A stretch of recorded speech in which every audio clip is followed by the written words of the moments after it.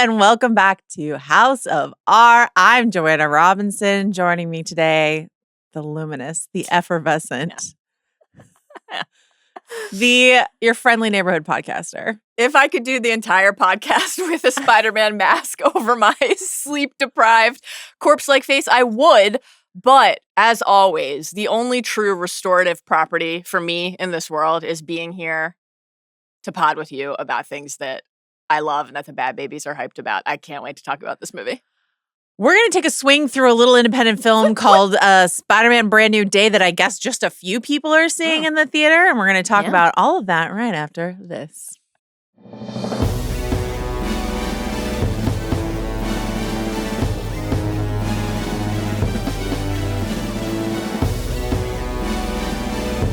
Okay, before we get into Spidey, we came back from San Diego Comic-Con. We talked about the big Marvel panel that they did there in Hall H, so you can see that on our San Diego Comic-Con sort of reaction pod that we did. But news has come out since then that I just wanted to touch on really briefly before we get into Spider-Man, which is that Wonder Man, a wonderful Marvel Disney Plus show, which we loved, which got a surprising season 2 renewal. Yeah. Not because of quality, but just because of whatever's going on at Marvel these days. Got a season 2 renewal. Yes. Got an Emmy nomination, a much deserved Emmy nomination. Yeah. And then Marvel changed their minds and they said, never mind. And now there is no season 2 of Wonder Man. And if there had never been a season 2 of Wonder Man, that would be one thing. The Emmy nomination coming in the middle of all of it is super odd to be sort of discounted. Did you see Yaya's Instagram post? Which was very sweet, incredibly gracious. Very gracious. And at the very end, he's like, see you at the Emmys, I guess. Yes. So bummer. This is just this sucks. It sucks. The season 1 of Wonder Man was wonderful. And we were all looking forward to being back in that world with those characters and with that very specific and assured tone and intention and vision. I was thinking back again. I was had an actual what when this hit the Ringerverse group chat, and then Adam sent it to me, and I was in a bunch of meetings, didn't get to read the full article. I'm surely I've misread this headline. This cannot be true. Right. And it's just such a shame because this is a wonderful little jewel of a show. And I was thinking back then to our very brief discussion of this on the Comic-Con pod, we're not here to talk about TV moment, which now actually feels a little more keen to me. He did. So he mentioned Vision Quest, as the third part of sort of the WandaVision trilogy, but what's coming after that? Yeah. Nothing? Well, that would be upsetting. I mean, there's got to be a sweet spot between we have 15 shows a year and the quality continues to dip and we don't make season 2 of Wonder Man. If the idea is to sort of and Brad Winderbaum is certainly hoping this is the case. The guy is in charge of Marvel TV. But if the idea is to temporarily cut down, cut all the way back on that in order to pour all of their attention and focus into the movie landscape, which has needed some help, has been quite shaky. For sure. We, spoiler, really liked this Spider-Man movie that we're about to talk about. So that's a good indicator. And they're certainly hoping Doomsday hits as well, if not better. So, but when we talk about what we want from Marvel, when I talk about what I want from Marvel, I want sort of weird, strange, different things. And Wonder Man felt like a really special, different sort of swing inside of the Marvel universe. And I'm really devastated. But I mean, Destin Daniel Cretton, who did a great job in this movie, was one of the creative forces, not the main, but one of the creative forces behind Wonder Man. So I wonder if this is a sort of a bittersweet weekend for him. Sure. I don't know. So anyway, we just wanted to honor Wonder Man, a show that we really loved. Program reminders. Yes. Odyssey mailbag. That's right. With love and respect, guys. We're full. We're full. I read so many emails. We have culled them down. We have picked what we're going to talk about. You can keep sending them. Yeah. And I love that for you. But I just have to warn you, we're full. And then House of the Dragon, final 2 weeks of coverage is what's coming up. We've got hopefully some exciting stuff coming up around the finale that we won't talk about it until it's done and dusted, as is my way. But there we go. How can folks keep track of that? Send me Odyssey emails I may or may not read. What do you think, Mallory Rubin? You'll read them. I will read You'll them. read them. I will. Your commitment to the inbox is just, it's second to none. Here's what I would recommend. Follow the pod. Sure. Follow House of R on Spotify or wherever you get your podcasts. You can watch full video episodes of House of R and the Midnight Boys pew, pew, pew, on Spotify. Here's what else we'd recommend. Follow at House of R Pod on Instagram, on TikTok. We're having fun on our new-ish social media handles. Obviously, the Ringerverse handle is thriving as well. Check that out. And while Joanna, noted already that we've got a lot of Odyssey emails, keep the emails about everything else coming. Send us your Hot D emails. Get the Lanterns emails coming. Coming right around the corner. Yeah. I mean, are you coming to Baltimore for our Oriole event? Send us emails about that. hobbitsanddragons@gmail.com. Also, we should maybe formally announce that we are doing a screening of Labyrinth. That's right. As part of American Cinematheque's Friend of the Fest. We're back, baby. Do you have that date off the top of your head? I believe it's Monday, August 24th. It's definitely Monday. Is Monday, August 24th? It's Monday. Let's see. In the mid-20s. Because I will be out of town through Sunday. August 24th. Monday, August 24th. 10 o'clock at night. Let me just say this.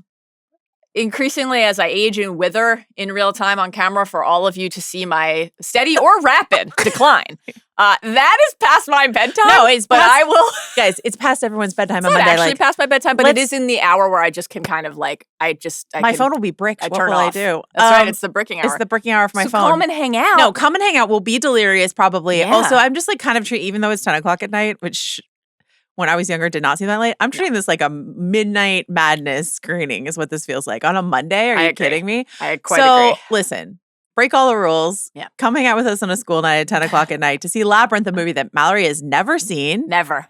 She's never witnessed the glory of the David Bowie, the full glory of the David Bowie bulge. And I get to see it on the big screen. Yeah. I saw Labyrinth on the big screen like a decade ago. And even though I'd already seen it a million times by then, I was just like, it's different seeing the bulge on the big screen, honestly. Do you consider it a formative experience?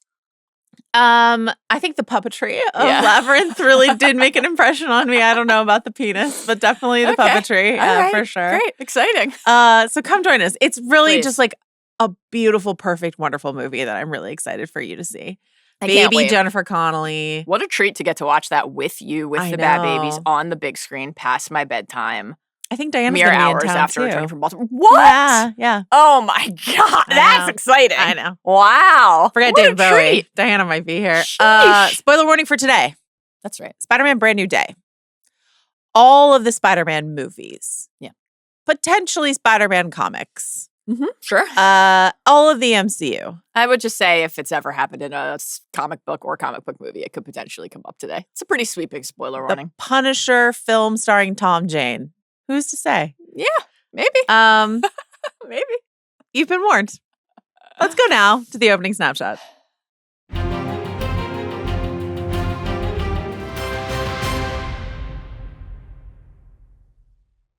This film was directed by Destin Daniel Cretton, written by Chris McKenna and Eric Summers, who are credited on the other Spider-Man Holland movies, scored by Michael Giacchino, 145 minutes. Yeah. Reception-wise. Yeah.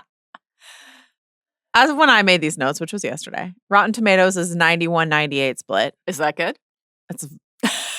It's an unreliable metric, but guess what? Still good. It's very good. By the standards of the unreliable metric, that is good, folks. Very good. Yeah. Metacritic 66. Box office tracking. Yeah.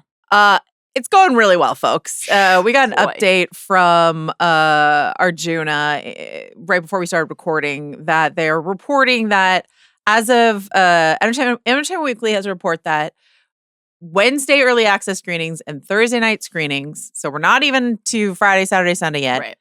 $72 million in previews. That beats Avengers Endgame, which was $60 million in the same window. So that is... Man, beats Avengers Endgame is, for anything, just quite a sentence. What a nutter butter thing to say. Will it have the same legs as Endgame? We'll find out together. But if they get an opening of like 195 million or more, it would be the biggest of the opening of the year. And in the top 10 of the history of opening weekends. Pretty good.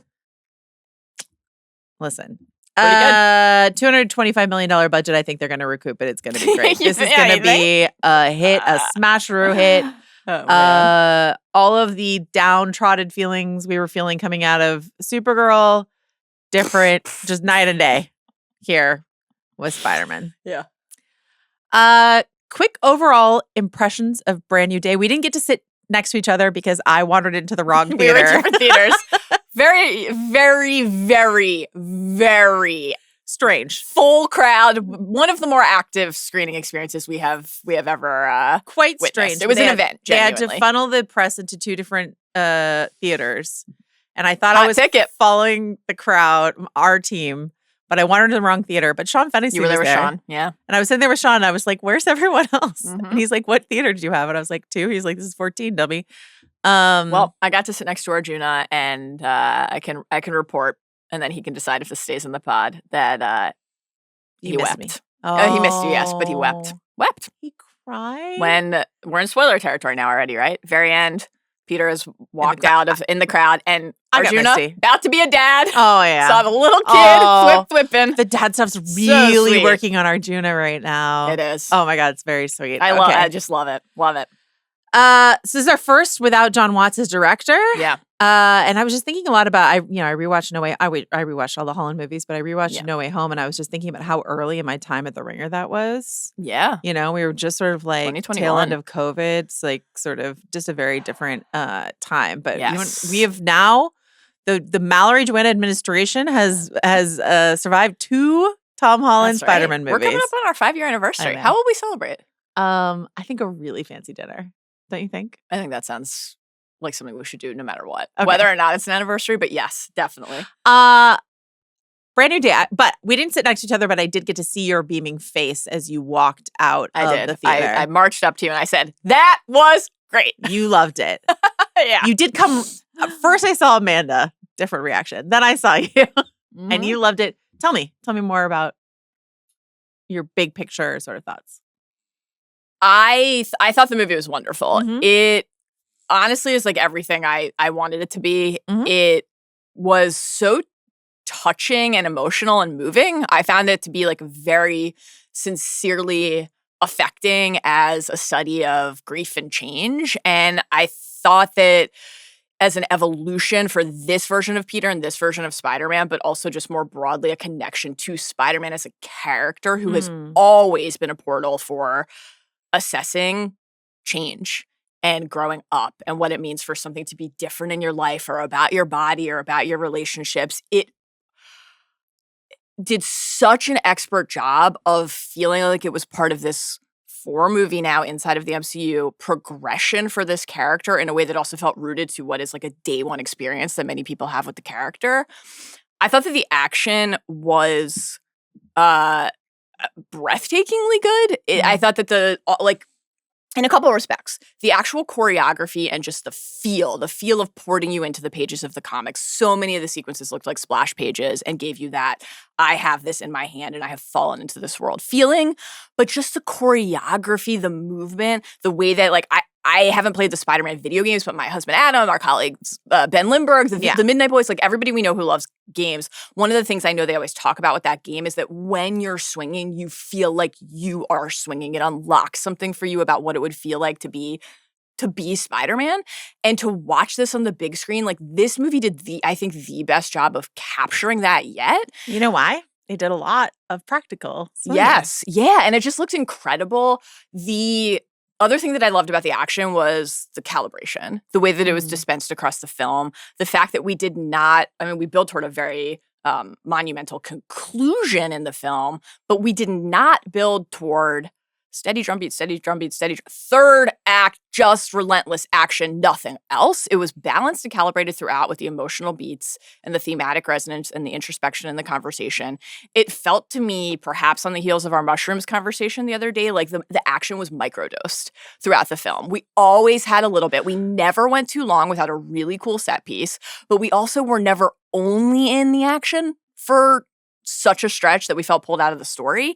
And given the length of the movie, I thought it was like incredibly propulsive and well-paced. I never felt like it was dragging. I also just thought that the visual evolution, in addition to the character evolution, was like very striking. It definitely looked the most akin to the Sony so obviously this is a Sony Disney collab, right? But the the fact that we're era. in just like Manhattan and the glass and the skyscrapers and the taller buildings, like that kind of graduation, literally and figuratively, to out of the smaller scale, like Queens, brownstone high school setting into a different element of the city. It just all felt really, really strong. And I thought that the Tom Holland performance was wonderful. I'm on the record. We had a delightful midnight court about this years ago. I think Andrew Garfield is a sensational Peter, but those movies are obviously leaving something to be desired. I think that Tom Holland is the best Peter, and I always loved, like, this is officially my favorite MCU franchise now. It had been Cap, and Spider-Man was next in terms of individual character franchises. We have 4 good movies here, and that is not the case with the Captain America franchise anymore, so this now goes just ahead, which is kind of an interesting thing that I would not have anticipated. Obviously, Winter Soldier is still my favorite MCU movie, and that hasn't changed. But I've always loved these movies, and I've always thought that Tom Holland was a wonderful Spider-Man and a wonderful Peter. And for me, the Tony mentorship and like porting this Spider-Man into the Avengers always worked quite well in terms of the larger connected MCU story we were getting. Obviously, it didn't work quite as well for certain Spider-Man fans who wanted Peter to be making his own suit and really working on a street-level friendly neighborhood capacity. And I think this movie feels like now this kind of like just gelling and cohesion of all aspects of the intention of this character in this connected universe in a way that I just find like really impressive. So I thought it was great.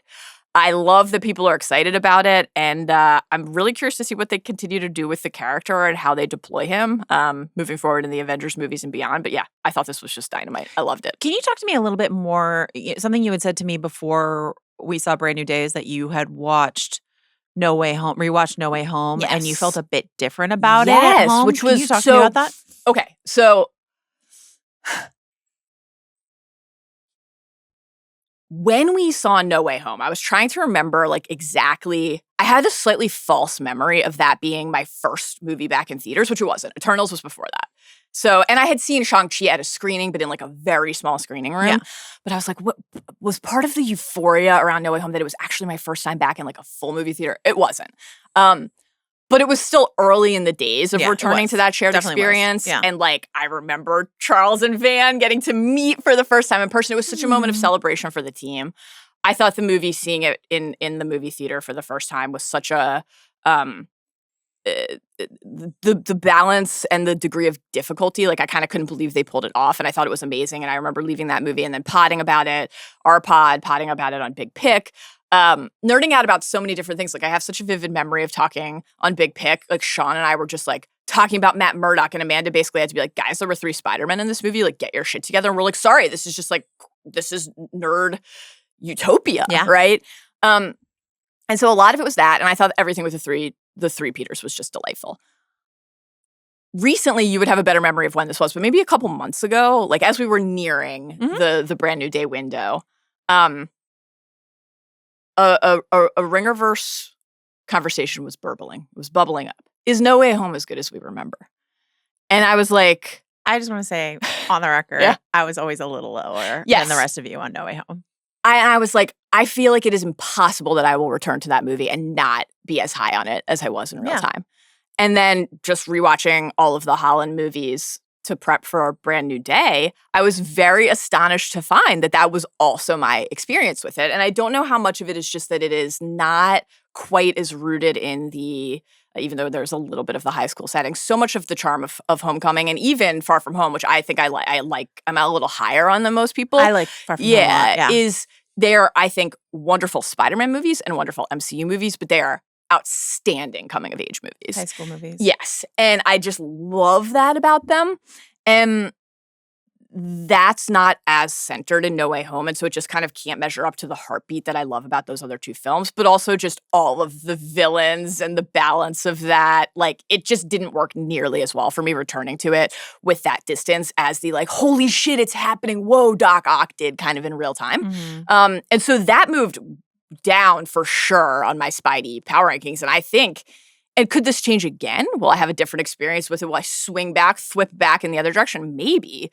But right now, I'm like, Homecoming and Brand New Day are like neck and neck at the top for me. And then Far From Home, and then No Way Home last. And I still think No Way Home is like a really solid film, but I didn't have the same connection to it revisiting it. I think the last hour later of No Way Home, which great. is the 3 Spidey movie, it's essentially a different movie, and it is, I think, fantastic. Rewatching No Way Home, I actually think I liked it a little bit more just because I liked that last hour. Yeah, it's great. I was just sort of like, I can just focus on the last hour of this movie, which I think is really solid. I also think the MJ and Ned stuff, like, I just like love how involved they are throughout. Strange is just a character that has like always kind of eluded me. And anyway, so, you know, a lot of what you've just talked about is sort of how the experience of seeing No Way Home in that theater with those people informed your enjoyment. I don't think there's anything wrong with that, because I think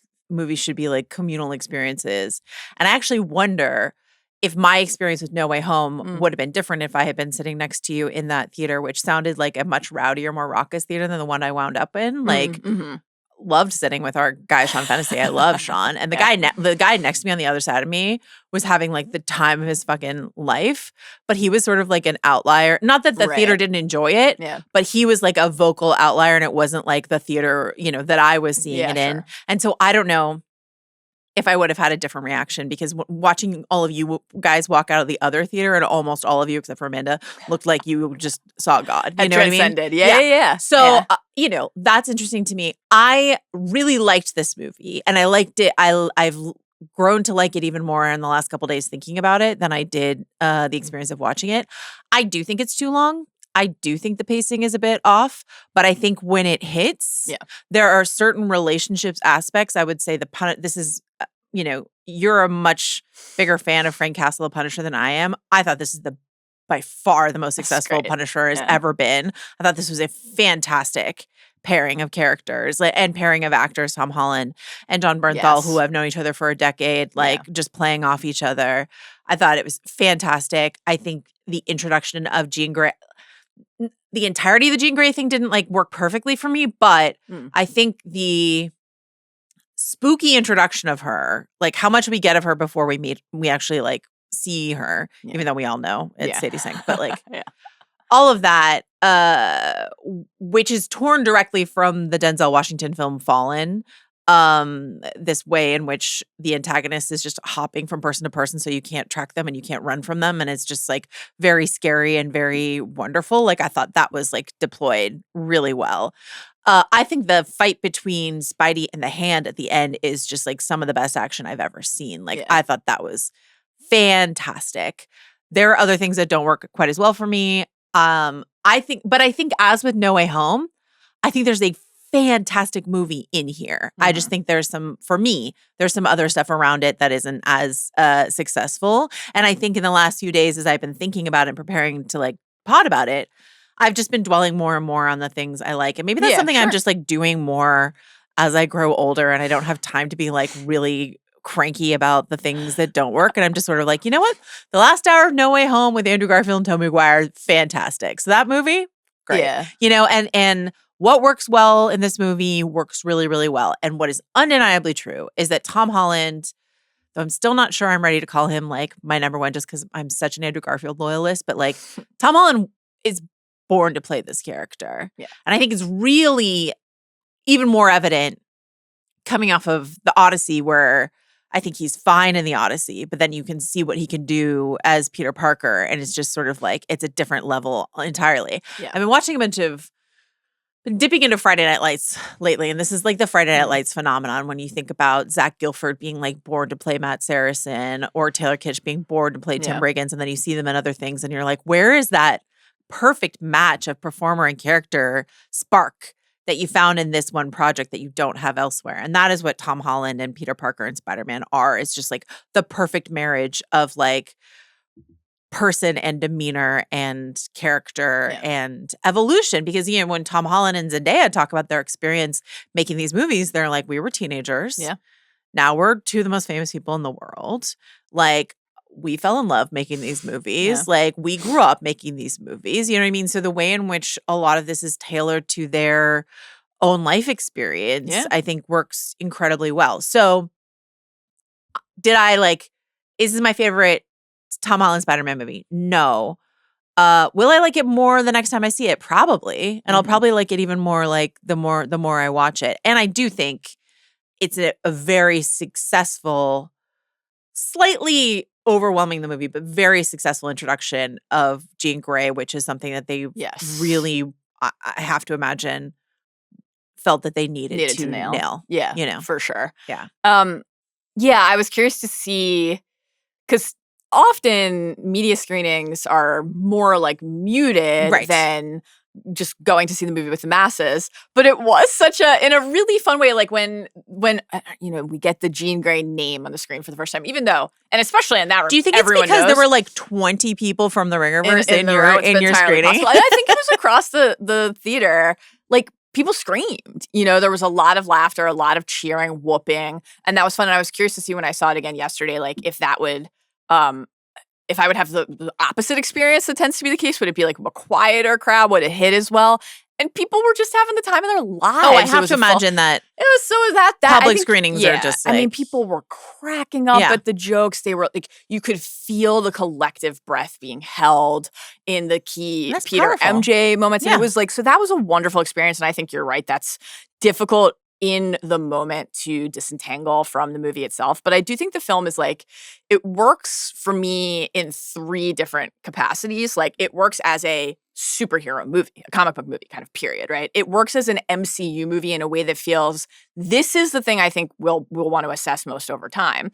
How much of the reaction and the joy is like, this is just a dynamite movie and I'd feel that way no matter what. And how much is like, boy, we needed this. We needed it because it's like been such a run of varied success. Now, we loved Thunderbolts, which was not that long ago, and there's some delightful Thunderbolts connective tissue in this movie, which I'm excited to discuss. My God. And then I think it just works wonderfully as a Spider-Man movie specifically. So it's a superhero movie that excels, an MCU movie and a Spidey movie. Is it Spider-Verse? Like, will anything ever be Spider-Verse? I mean, no, but I think it is one of the best Spider-Man movies that we have ever gotten. On the MCU front, part of that is, unfortunately, the failure that Marvel has had to launch a second generation that feels as A-list as the first generation. And Tom Holland's Spider-Man is still, one of the remaining A-list from that first generation character actors that we're getting. Now, we will have Avengers Doomsday, and we'll see,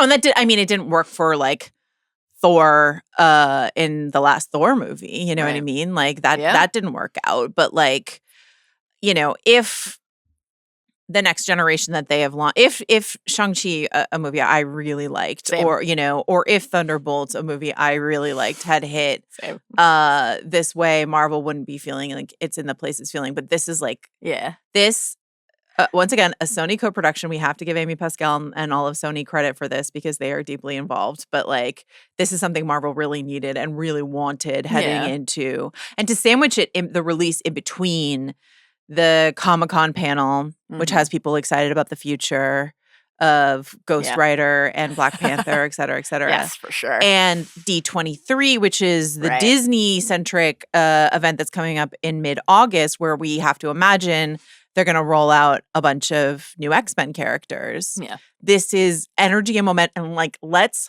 hope and pray that Vision Quest is a smashola, because I'm personally very excited for that. Dare to dream.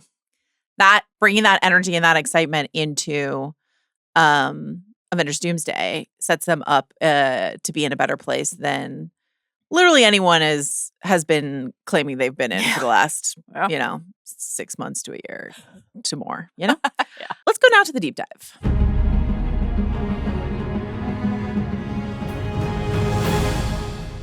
All right, we're starting with a section I'm calling "Who Did It Better, Peter or Grogu?" Grogu All Alone, a stretch of a movie that we did not like, but we really liked the stretch, not the movie. Sweet baby Grogu. Peter All Alone is a sizable chunk of the opening of the movie, as Peter deals with the consequences of not only choosing to protect his friends from danger, but also deciding to not make any new connections. Bless her, blonde girl in the elevator really tried. Man, she wanted to fuck. DeWolf tried. Yeah. And in a sort of more mommy energy, tried. But he is isolated, like it actually gave me real COVID memories, because he's just like in massive isolation, the sort of like all my food is delivered by DoorDash that I don't answer the door for. There's just like a Post-it there, you know, and no one ever, he's constantly masked. No one ever sees his face. Like no one ever sees his face. And that is just like devastating. And the thing about Peter, you know, you mentioned from the beginning, from Homecoming, Peter has always struggled with being just Peter. You know, because we didn't get to see this Peter Parker's classic origin story, right? We didn't spend time with pre-Spidey Peter. Right. But what's clear from Homecoming is that, you know, nerdy, dorky Peter Parker is a person that he struggles being outside of the I'm also Spider-Man. Let's go to one of your favorite clips, I think, in all of the MCU to underline this. Delightful. Okay, it's not working out. I'm gonna need the suit back. For how long? Forever. Yeah, that's how it No, works. please. Let's have it. You don't understand. This is all I have. I'm nothing without this suit. If you're nothing without this suit, then you shouldn't have it, okay? I mean, best. Rich words from the mouth of a high tower. Rich words from Tony Stark on that front. A man who has trouble separating himself from his suit. I'm just a man in a can. But what do you think about this? About this being part of Peter's eternal struggle of how to, like, we had joked when we first saw this trailer, where I was like, is this movie about work-life balance? Yeah. And like, it kind of is. It definitely is. Yeah. But this absolute erasure of Peter Parker, not just from the memories of people, but just like in his own right, in his own mind. What do you think about this? Boy, I just thought this was wonderful. And I think this was this concern was fairly quickly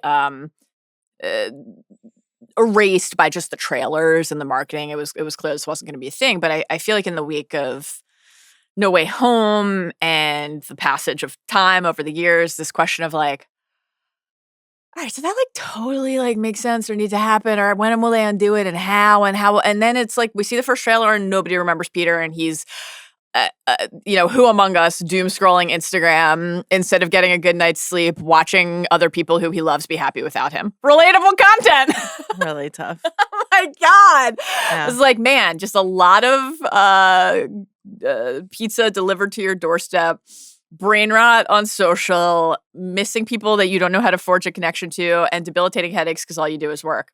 It me. Alas, I don't have any superpowers to balance that out. I think you do, actually. I think you do. I love that clip. I'm so glad you picked that. I have always loved that moment so much. Not only, I think, is like a bit of a counterweight to like, did we need this mentorship story to drive so much of the Holland versus Spider-Man stories? Because I think that speaks to what it provides, right? But to find Peter in this spot where he had to make this choice and make this sacrifice, and sacrifice is always a through line of assessing a journey for a hero, right? What are you willing to give up? What did you have to give up? And then what did it mean? What did it mean for you and the other people? We'll talk about this later when we get to MJ, but the fact that the movie not only doesn't undo that decision, but really roots itself in Peter's loneliness and isolation, and then also gives us some time to spend thinking about like, oh, you made that choice for me, right? Really great. It's I think a really considered assessment of what the passage of time would mean if you had done this thing and nobody remembered you. And so the way that we find Peter, because the college years go by, right? And that was very deftly edited and structured in the film. Ned and these updates and these videos, hysterical goatee in the sophomore year video, and MJ's like, you look like an assistant coach. Killed me. The way that very quickly we understood that this is every day for Peter. And the beginning of the movie did that in a few respects. We get the rogues gallery, again, very comic book forward. This is what every day is like, fighting crime on the streets of New York and trying to keep his neighborhood safe, friendly neighborhood Spider-Man. But also that then he goes home every night and he watches the people who moved on without him. And they didn't do it because they decided they didn't want him in his life anymore. They did it because they don't know who he is. And it almost doesn't matter. Yeah. Because I think this is just like such a universal, it's not just, it's what you're describing, this sort of like idea of FOMO, of like watching people that you care about having fun without you or being unable to connect to them or whatever the case may be. That is just such, I hope it's Actually, I don't hope it's a universal experience, but I think it is a very common experience, especially in the age of social media, which has just like really enhanced that idea, the FOMO idea. But there's also this idea, and as you mentioned, there are different stages of coming of age. Yes, and there's the high school years, and then there's this like I'm a young adult. Or when am I an adult? Right. When am I supposed to be an adult? And Peter Parker moves to Manhattan, or becomes an adult, has a job. Is an evolution we've seen. Doesn't seem to have a job in this movie. I have some questions. I have some questions where the pizza money's coming from, but like all those fresh bouquets of flowers. Yeah, not cheap. I do have some questions about that, but he couldn't have a job because then he would have coworkers, and then he would have some kind of Peter Parker life, and he has no Peter Parker life. Right. So, but there's also the like, years ago, when I took longer to graduate college than all my friends did. Like I was there like another semester after they left. Actually, maybe longer. And I had like a lot of anxiety about that, right? Because I was just sort of like they're done and moved on, and I'm not, And I had a really good friend just say like, oh, like, but everyone's path is at a different pace, and it doesn't really much matter.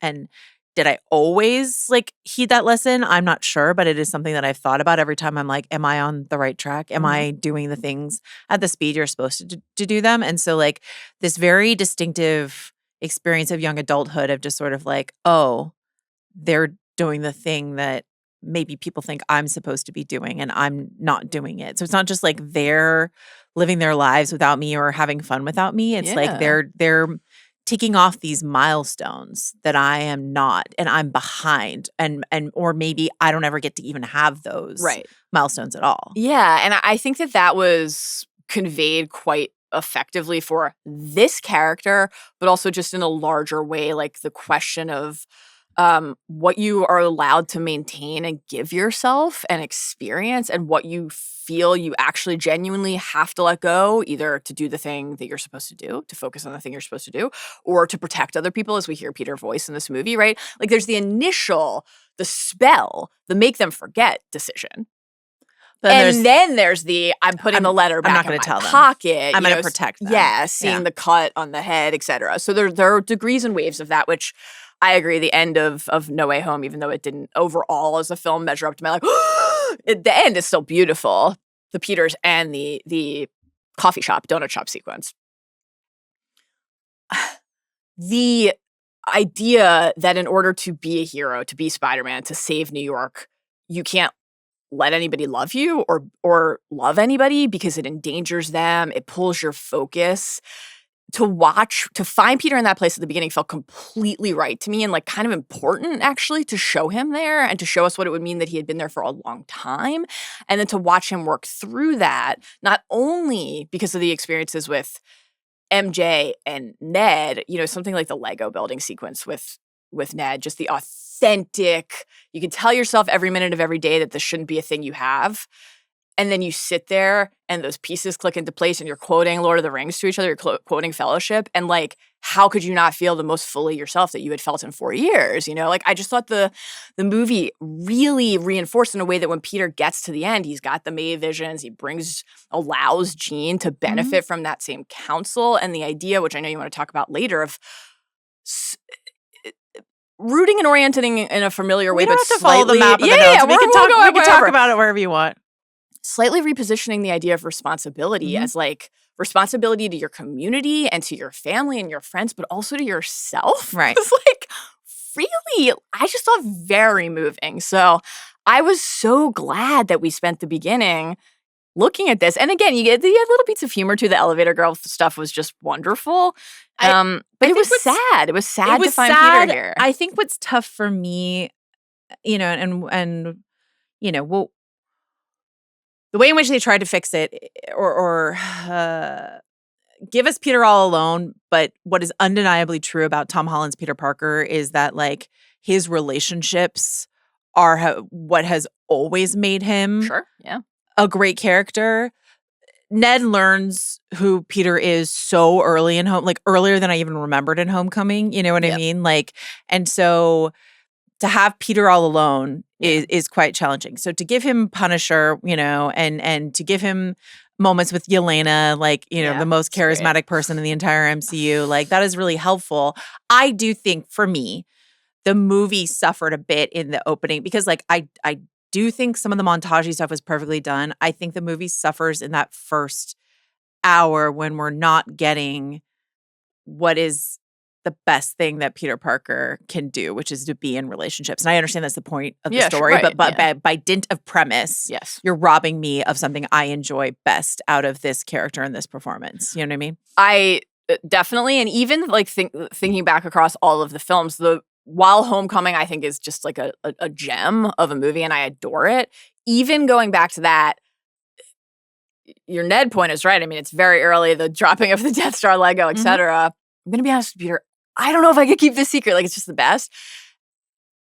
It's the Liz movie. It's not the MJ movie. Yeah. MJ is not in that movie nearly as much as I think we remember in our minds. The forging of that trio as like the Holy Trinity.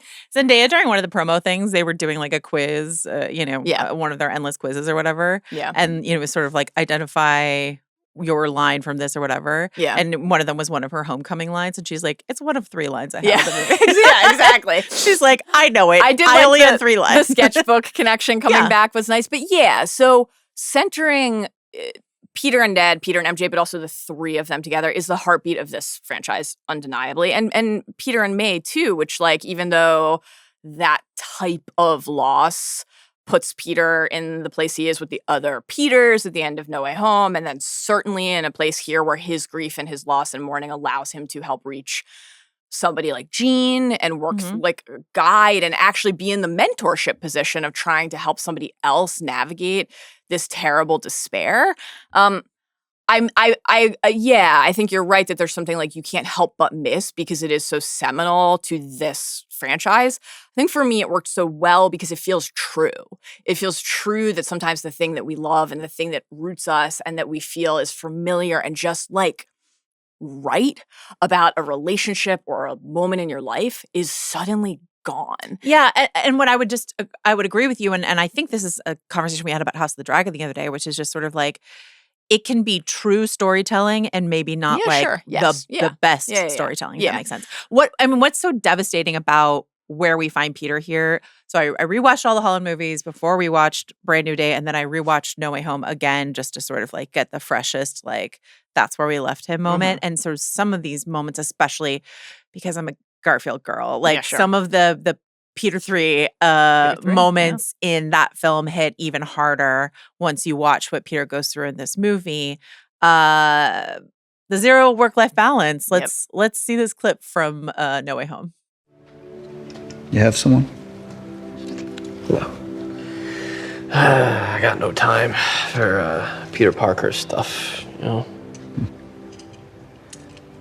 Do you? That's a little complicated. No, I understand. I guess it's just not in the cards for guys like us. I mean, sad. Peter 2 is like, don't give up, buddy. And we all hope that Peter 3 goes home and like, figures it out.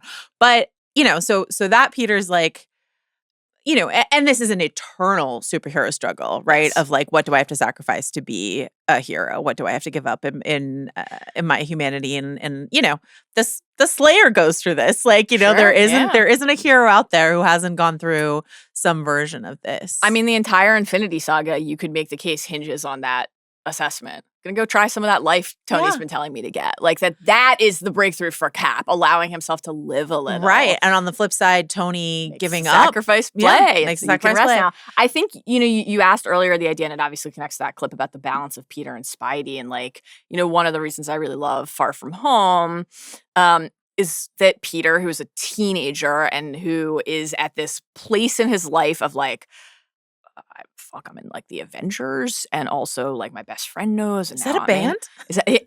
He's like, I want to go to Europe and be a teenager and try to get a girlfriend. He wants to be Peter. I almost put that Mysterio clip up there when he and Mysterio are talking on the ledge about sort of, he's like, I had this plan with this girl I like. Yeah. You know, it's just hard. The Mysterio clip is hard. I really like that scene, but it's hard because like Mysterio is full of such shit in that moment. But that I think actually is like, frankly, I think it makes the text even richer for Peter because he knows then that part of the way he was worked was by someone saying, it's okay to just be Peter for a bit. And it's like, fuck, is it? Right. What would it be like Great for point. that to have been the thing that somebody tried to press? I just, man, these movies rule. So an idea that this movie deals with in terms of like Peter's calibration being off is the way in which the spider element, the mutation idea, which of course, links to Jean Grey and links to Bruce Banner as well. Right. He's being overwhelmed by the spider side of him because he's not allowing time for the Peter side of him. And the spider, and the result of the spider thing, which he will eventually, as is the case in all good stories like this, learn to make his advantage, not his disadvantage. Wear it not like the armor? thing, yeah. Not the thing he's trying to repress, but the thing that he uses to be his most powerful. But initially it makes him more rageful, more violent, more, gives him these debilitating headaches, all this other stuff. But like the violence and the rage, once again, let's go to my guy, Andrew Garfield. Great. Try to keep going, try to keep being the friendly neighborhood Spider-Man, because I know that's what she would have wanted, but at some point I stopped pulling my punches. I got rageful. I got bitter. I just don't want you to end up like me.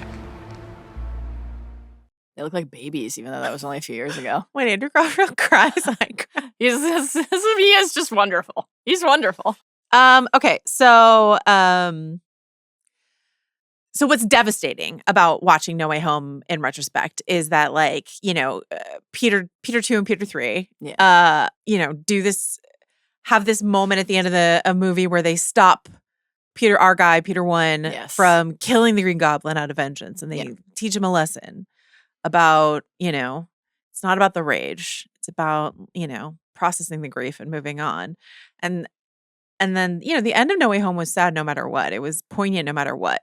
But the idea that, like, the result is the very thing that the other Peters were worried about for this younger Peter. And it happened to him anyway, even despite their best efforts to teach him this lesson and have this, like, Spider Brotherhood sort of moment. And so, that's just devastating on rewatch. But I am curious, I want to ask you, one thing I'm struggling with is, I guess, the clear through line of what the story is trying to tell us as it pertains to Jean, as it pertains to Bruce, and as it pertains to Peter, about this idea of this other side of you and repress it or embrace it. Because Hulk has got his sort of repression routine down pat, but he's also the one who's full of these cautionary I'm something of a scientist myself sort of words for Peter, aka Ned, when he comes to him and talks about this sort of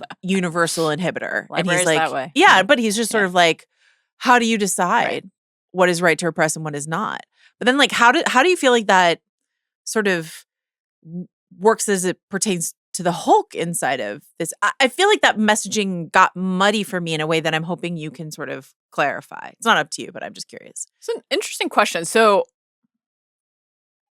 to connect it to the two moving Peter 3 clips that you just showed, which were lovely, it all feels to me a little bit in the same brew. Because, like, what you're saying about the devastation of these other Peters who have experienced their loss and their trauma trying to provide this counsel. And, like, it doesn't mean that the words didn't reach him, but it means that it's not that easy, right? It means that it's not enough to just hear from somebody, this is how it should be, or this is the question you need to ask yourself. You still need to walk the path of your own life. Or it's also possible that lesson could have landed if he had had his community around him, but he had to then give up. Yeah, the fact that Peter 3, that Garfield's Peter is... they have their Uncle Ben and Aunt May shared with Tweak's experience, but he lost Gwen. Let's talk about Gwen. Right? And so that is like, the thing that he has not allowed himself, he has not absolved himself of that for a second. And he has not been able to move on from that for a second. And so to see the way, I think that there's an interesting commentary there on like, you don't forget loss, you are shaped by it and you carry it with you, but can you forgive yourself enough to allow yourself to live and try to be a full person? And the answer to that is hopefully, and hopefully you can find somebody, whether it's MJ or Ned or the other Peters, to help you do that. Doesn't mean it's going to be easy. Mm-hmm. So to get to your, to take it to your question about the film's kind of study and assessment of the many wolves inside and these elements that you might fear about yourself or just actively despise about yourself and that actually might truly be dangerous. Like, I don't think the movie wants us to come out at the end saying that there's nothing to fear from the Hulk, right? Or there's right. Like, so, but... Or from Jean. Yeah, or from Jean, who does some truly terrible, damaging things in the movie. I believe kills many people in this movie. The street is littered with Jean Grey's dead. Let's just say it. Littered. But the Hulk has killed a lot of people, and Yelena Belova has killed a lot of people, and the Punisher has killed a lot of people. So, she's in good company in this movie. Exactly. And so I think the fact, like, if the movie, I think your question is a very fair one in terms of whether it feels like that worked character to character inside of the ones. Because doesn't it feel like the message for Peter is embrace all of you, the Peter side of you certainly, but also like don't fear the spider. You know what I mean? Mm-hmm. Like, no when question. He goes full spider mode against the Hand, it is seen as a moment of like triumph and self-acceptance. No question. And for Jean, it's supposed to, the message, which is like slightly muddied off of that, but the message of May for both Peter and Jean, which is just sort of like who you are outside of being quote unquote special. Yeah. Is special enough. And people will love you just for you, Jean, not for the Phoenix or whatever, however you, the X-Men, Jean Grey.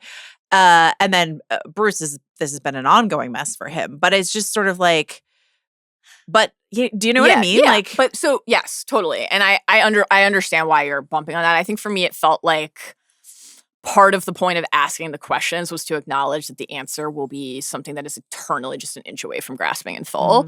And like, you're always going to, the important thing is to be able to identify that it's something to take seriously and to ask and to think about and to consider. I think that like Hulk and Jean, while the connection of like, and even just, we talked about this with the trailer, but the idea of having a mutant in this movie, Spider-Man's not a mutant, but this idea of mutation and evolution and change, the different cycles, the comedy of Peter, like, turn off that spider stuff, but also the track that we're hearing about adulthood and the idea, like you said earlier, that coming of age doesn't cease. I love that we build toward a moment where Peter can say at the end, when he embraces the organic web shooters, right? Okay, there's a literal plot element of this where it's like, ew, that was just incredible. Just so good. Again, Spider-Man has always just been about, boy, there's a lot of sticky white stuff coming out of me. What do I do? And it still is. Great. The idea that there's the reckoning of, oh, you think you're a friend of damage control? They have a whole task force waiting with special weapons just to stop the thing you do. And it's like, let me find a way through that. And part of the way through that is embracing who I am. So Peter's not like, I gave over to the spider in full and I let that consume me. He's not rejecting it. He has to embrace, like you said, the balance and the totality of who he is. And so when he says, I'm both, you're like, fuck yeah, let's go. And I think that hits. To your point, the Hulk stuff to me is like, okay, Bruce has actually always, despite being positioned as a mentor and a leader, and now he's a teacher, always struggled with that.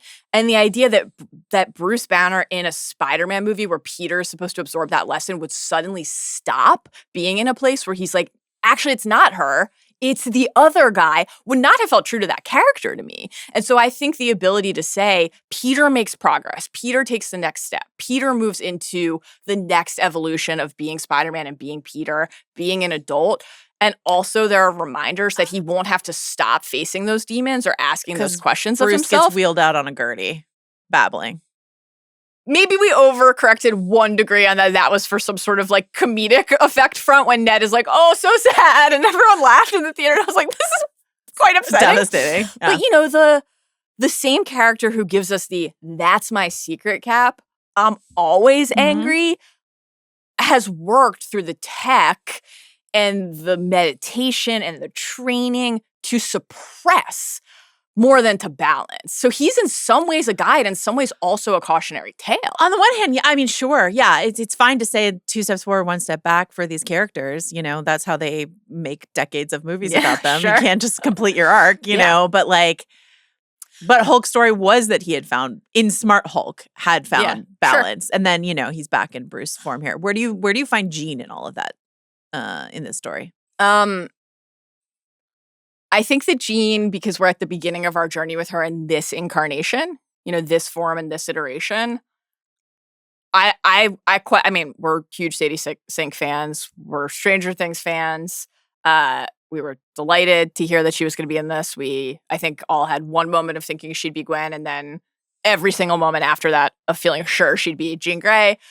I thought she was wonderful. I liked that, again, Peter kind of got the opportunity to dispense some wisdom and guidance and let his experiences help somebody else while still also being in the position of needing to receive that from other people. I think that something like Hulk saying well, who decides? Is it good or bad? The other thing that achieved, and this connects to Jean, obviously, is not just sort of acknowledging that you can't just ask these questions in a vacuum. If you make these choices, there's a potential uncontainable cataclysmic effect, because so much of this movie with the Bill Metzger character and damage control is what do other people try to do with your power, but also the ability to suppress your power, and how do you become a tool for somebody else's agenda? So the fact that Hulk is I have gotten to a place I need to be. But then Peter is asking all these questions, and Hulk, despite living his life in pursuit of that outcome, says to Peter, what you're saying is pretty dangerous, right? And so there's a little bit of the Captain America Civil War, the safest answer our own it's fine element for to me, it. but not for everyone else. There's a little bit of that, but then there's also just, I think, the recognition for somebody as seasoned as Bruce Banner, who has been through as many bouts of turmoil and despair individually and collectively as he literally MCU faces, to know that you can't make decisions like that without consequences, and that you have to be cognizant of something that you make not being yours to control in full, including the thing that you can't control being yourself at some point. Jean, what did you think of all of the Peter Jean stuff and just how he reached her and what? No, I mean, I like that. I love him being in a mentor role, as you put it. I have not experienced as much agitation as you were describing around, I guess, the debate of whether or not Tony, but Peter Parker to me has always been someone who has a mentor, whether that's Octavius or, et cetera, et cetera. Dr. Connor's blah, blah, blah. There's always an older, professional person. And then it just wound up being Tony Stark, and then it was Mysterio, and then it was Doctor Strange. You know what I mean? It's always, and in this movie, it's Bruce Banner, so those always exist. But for him to get to be a version of that for Jean, I think is very satisfying. And then also what is interesting, and we talked about this with No Way Home, this is something my friend Dave Gonzalez pointed out years ago, is that the villains of the Tom Holland original trilogy, it's always Stark tech gone wrong. It's always the sins of Tony Stark, or the consequences of Tony Stark tech going wrong, coming back to haunt his mentee Peter. Peter has to clean up the mess of Tony Stark again and again and again. Yes. Damage control obviously also connected with Vulture and taking the tech and at the very beginning of Homecoming is when we get Damage Control's intro to the MCU. But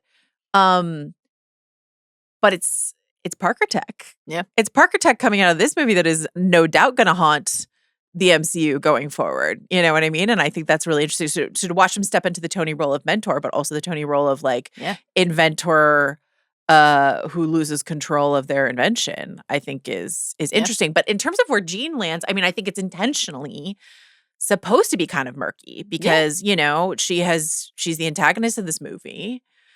She gets this redemption, Punisher's she's okay. She killed a bunch of people, but she kept you alive, so she's fine. And she's off on a bus up to upstate New York to find some gifted youngsters. Enroll in school or something like that. So, her arc is just beginning. Yes. So it's supposed to be messy. And of course, Jean Grey is one of the messiest X-Men there is. But I guess my tidy puzzled brain was really trying to like lock these 3 arcs into a clear message. Mm-hmm. And I don't mind your I always benefit from talking to you about these things, and I don't mind your explanation that like we're all 3 of these people are on different parts of their path, and not only that, but the paths don't always go forward. Yeah, try to embrace all aspects of who you are and recognize that it will be hard. It will be hard to do so.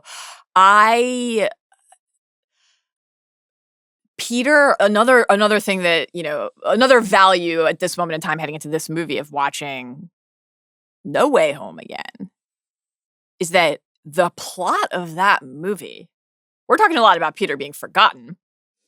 The plot of that movie is, let's help everyone, even people who have done terrible things. Yeah. And then we get a couple moments where Peter's bringing May flowers all the time in the gravestone, but we get the inscription on her tombstone, if you help one person, you help. Her agenda. Everyone, exactly, May. You know what? I miss her. Yeah. One of the all-time... Same. It felt very Nolan-y to have a dead woman haunt in this movie, but I'm glad she was here. But it's Nolan season, so it feels like you're right. It really did. You're so right. Peter, his journey in No Way Home with like what level of forgiveness or help does somebody who has done something really terrible deserve feels to me like true to his arc, that he would carry that question forward with him. For sure. Yeah, and so I like and be friends with Frank and be friends with Yelena. You know what I mean? No, right, exactly. I mean, I almost included some of that stuff from No Way Home about sort of, these villains and everyone deserves a redemption. But I opted instead for 2 Andrew Garfield clips, and I feel great about it. You can only be who you are, which again is part of the point. They've got red on their ledger. Maybe you did receive the message of the movie. There you go. They've got red on their ledger, Punisher, Hulk, and Yelena.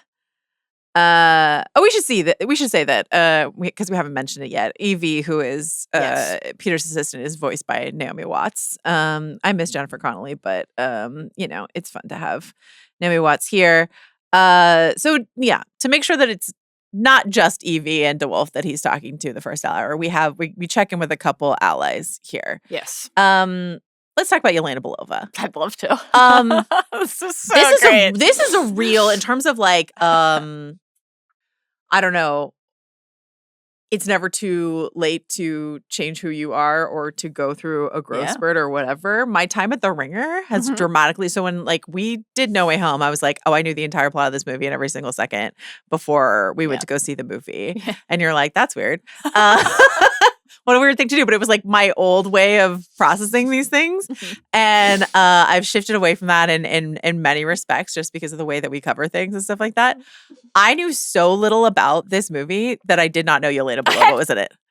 Maybe this makes us sound like we're like not online enough for people who will literally work on the internet. I had no clue this was in the movie. I had no idea. And then I expected it to be this like big thing. And then she was just like at the premiere. And I was like, wow, I guess everyone knew that Florence Pugh. I mean, she's just not in the trailer. I don't know. Yeah. I just like missed the Yelena Belova, all the rumors that she was in this movie. So when he's like, I got to go see someone, and he walks into the bathhouse and it's fucking Yelena Belova, I was like, that's, to me, this was the biggest yay moment in the movie for me, with love and respect to my girl MJ. This was great. What the fuck can't Florence Pugh do as Yelena Belova, or just in general? Like, she's every single second she's on screen, she's perfect. She's so funny. The running potato gag, just like endlessly funny. The like New Avengers gag, her talking about like her important New Avengers business. The I've seen your belly button moment. And the toe beans. I mean, really incredible. It is a good note. Like, Peter, if you're trying to, he refuses to take the mask off, it defeats the whole purpose, as he says. Yeah. A lot of Peter on display there. But she kept it Peter Parker friendly. She said, I've seen your belly button. Yeah. Yeah. She could have said something else, but she said, I've seen your belly button. Yeah. Who does it better from the bath? Ormond Hightower or Yelena Belova? Both icons in their own right. Boy. Talk about work-life balance. Indeed. I found Ormond's, I'm going to conduct my business affairs from the bath while I make everybody stand here feeling super uncomfortable, to be a real, this guy's a super big problem. Really? Ormond Hightower's a problem? Not an aspirational figure? A way to convey that to us. And when Yelena was like coming to the bath, and then of course we learn later that she does the same with DeWolf, I was just like, goals. life goals. This is amazing. She's incredible. It looked so relaxing and so soothing. Hysterical when she's on the bench eyeliner later. routine, because I know that like the smudgy eyeliner look is part of her whole thing. Yeah, smoky. But like if she's got that like the black liner, but also the blue that she had in Thunderbolts. But if she's gonna sit in a steamy bathhouse all day and it's not running down her, I need the setting spray. I need to know the powdering routine. Like I need to know all of it. By the end of a podcast, I've got like eyeliner rings that I'm well aware, and so I just need some help from Yelena Belova. Get ready with me, Yelena Belova. Should she become like a TikTok influencer? She'd be great. We would all benefit. She'd be great. I believe. What else do you want to say about Yelena? I thought this was great. It just felt like a kind of smartly calibrated way to put other characters into this movie. It's somebody you understand in a very like practical, literal way right away. She's like, "Oh, you're here to see if this is mind control, like what happened to me." And he's like, "Yeah." She's like, "No." So it makes sense. You're not like, "Why would this happen?" This feels really forced. But it actually wasn't introduced too fully into the plot. The ability for her to glean something about who was hacking what system and what did they search for and how can Peter then use that information. Like, it was all beneficial and helpful, and then also comedic because she's such a charisma bomb. You know, the great moment when Peter boots up Zoom and checks in from Ned and MJ's apartment, and Ned's geeking out, and Yelena's not like, why the fuck can randos hear this conversation? She's like, I'm so glad the sad boy has friends. You know, it was perfect. It was the perfect deployment. Information, a little bit of that parallel text that you identified already, and charm and humor. And like, this movie is upsetting. There's a lot of really actually dark, heavy shit. We need a little bit of levity, which Yelena provided. I really agree. I think that when I was thinking back at when we were in Hall H for Comic-Con Marvel panel, that feels like 100 years It ago. does. That was 5 days ago. Is that possible? It's not. 6? Can't be true. Can't be true. Christ. And I was like, they brought out all these people, and I'm like, does this feel as like star packed as it could? And just in terms of like who they had there, you and literally I was like, were like, "Where's Pugh?" I did. Yeah, I said, "Where's Florence Pugh?" And I was like, "Where's Sebastian Stan?" Like, they're just like a few people that I'm just sort of like, but like Florence Pugh would have gone a long way to like, because she is, along with Kamala Khan. But actually, I would say at this point, just because they still don't quite know how to use Kamala, I would say, Yelena is by far the most successful post-Endgame addition to the MCU, like without question. To that point, having them in a scene together is a great, and you mentioned earlier, like the kind of carryover characters and more broadly where we are and what has worked and what doesn't. I think we all collectively, it's very easy to think Endgame ended the Infinity Saga. And it didn't. Far From Home did. Because it was the coda, and it was about grieving Tony and Cap and Nat and all of these characters we had lost, but it was also about inheriting the mantle and what it meant to be like next up if you didn't want to be. And so to have Peter and Yelena in a scene together amid a lot of other stuff in the MCU's multiverse saga that hasn't worked was a real like, we made the right choice a long time ago. Some of the choices we made a long time ago were right good. And worked. And like Tom Holland's Peter Parker can carry a lot of this. And also, which choices that we made after that should we build around? Like this was a real just kind of soothing balm. On the one hand, yes, but if they're like, we can put Yelena in anything, we can put her in Hawkeye, we can put her in anything, and it works. I agree. It didn't work for the larger audience that Thunderbolts is like essentially Yelena Belova movie. Again, we loved it, and I think it really worked. But like, you're right. Maybe she was just too sad girl in that movie, and they just need her in potato bath mode instead. I loved her. Hulk, very minimally used in the film. We've already talked about a lot of the Hulk stuff. I did really enjoy the humor in the classroom. The idea that Bruce Banner, the Hulk, teaching at Empire State, that this would happen. That every single time a kid raised their hand in his class, he'd be like, "Do you want to ask me about quantum mechanics?" And they're like, "No, I want to talk about Thanos." Why didn't Thanos just make more food? And it's a great question. Slayed in the theater. Oh yeah, this really was wonderful. Really hit in our theater, in my quieter theater as well.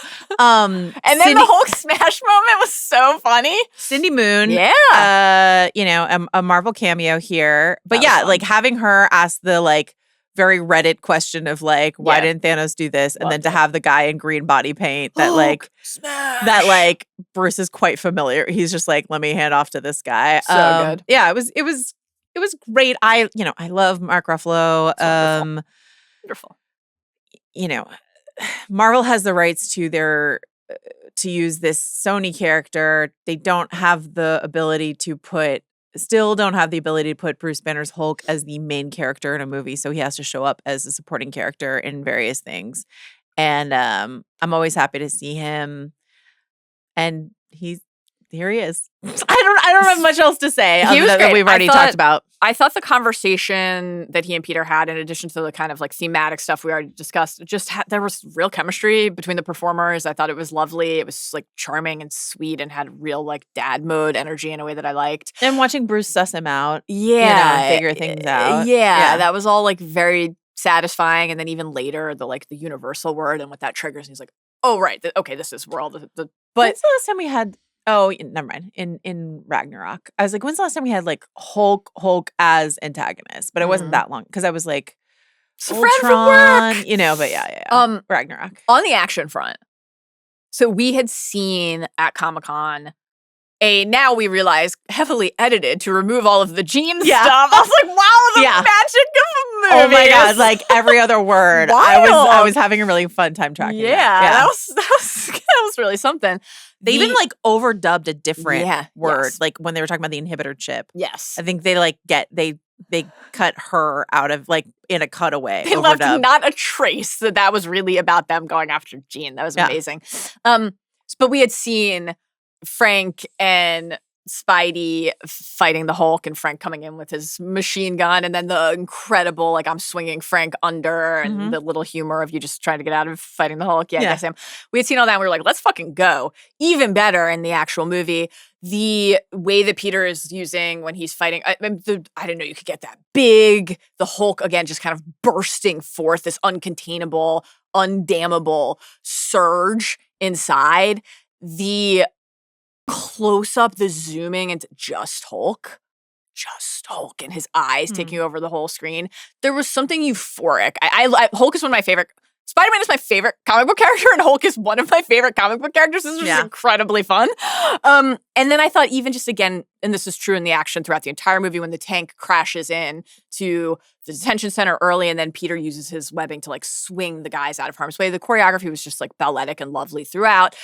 Using the webbing to connect, it's like a string of balloons, but the concrete of the building that's pulling Hulk down. Yeah. Can't get the inhibitor chip in his skin, but we can see the webbing cutting through, not actually breaching, but just pulling. Really cool and good. And then, Bruce was wheeled off in a gurney, and that part didn't work as well. But the fight itself, I thought was great, and it's a fun way to show on the Frank Castle front. How completely, as Peter points out of his depths he is, but also you kind of need to understand that. But there's something Frank so charming about the fact that, at MJ's insistence, that he goes to help, barging in there anyway. Yeah, even though he's great. outgunned, outmatched. And then when Hulk is about to like squish Peter's head like a grape, and he's like, Bruce, it's me. Like, I'm your friend. The ability again to reach, to breach through the monstrous thing that has reared its head and find the like humanity within. There's just for a second an interesting track. People are trying to figure out like who knew what when.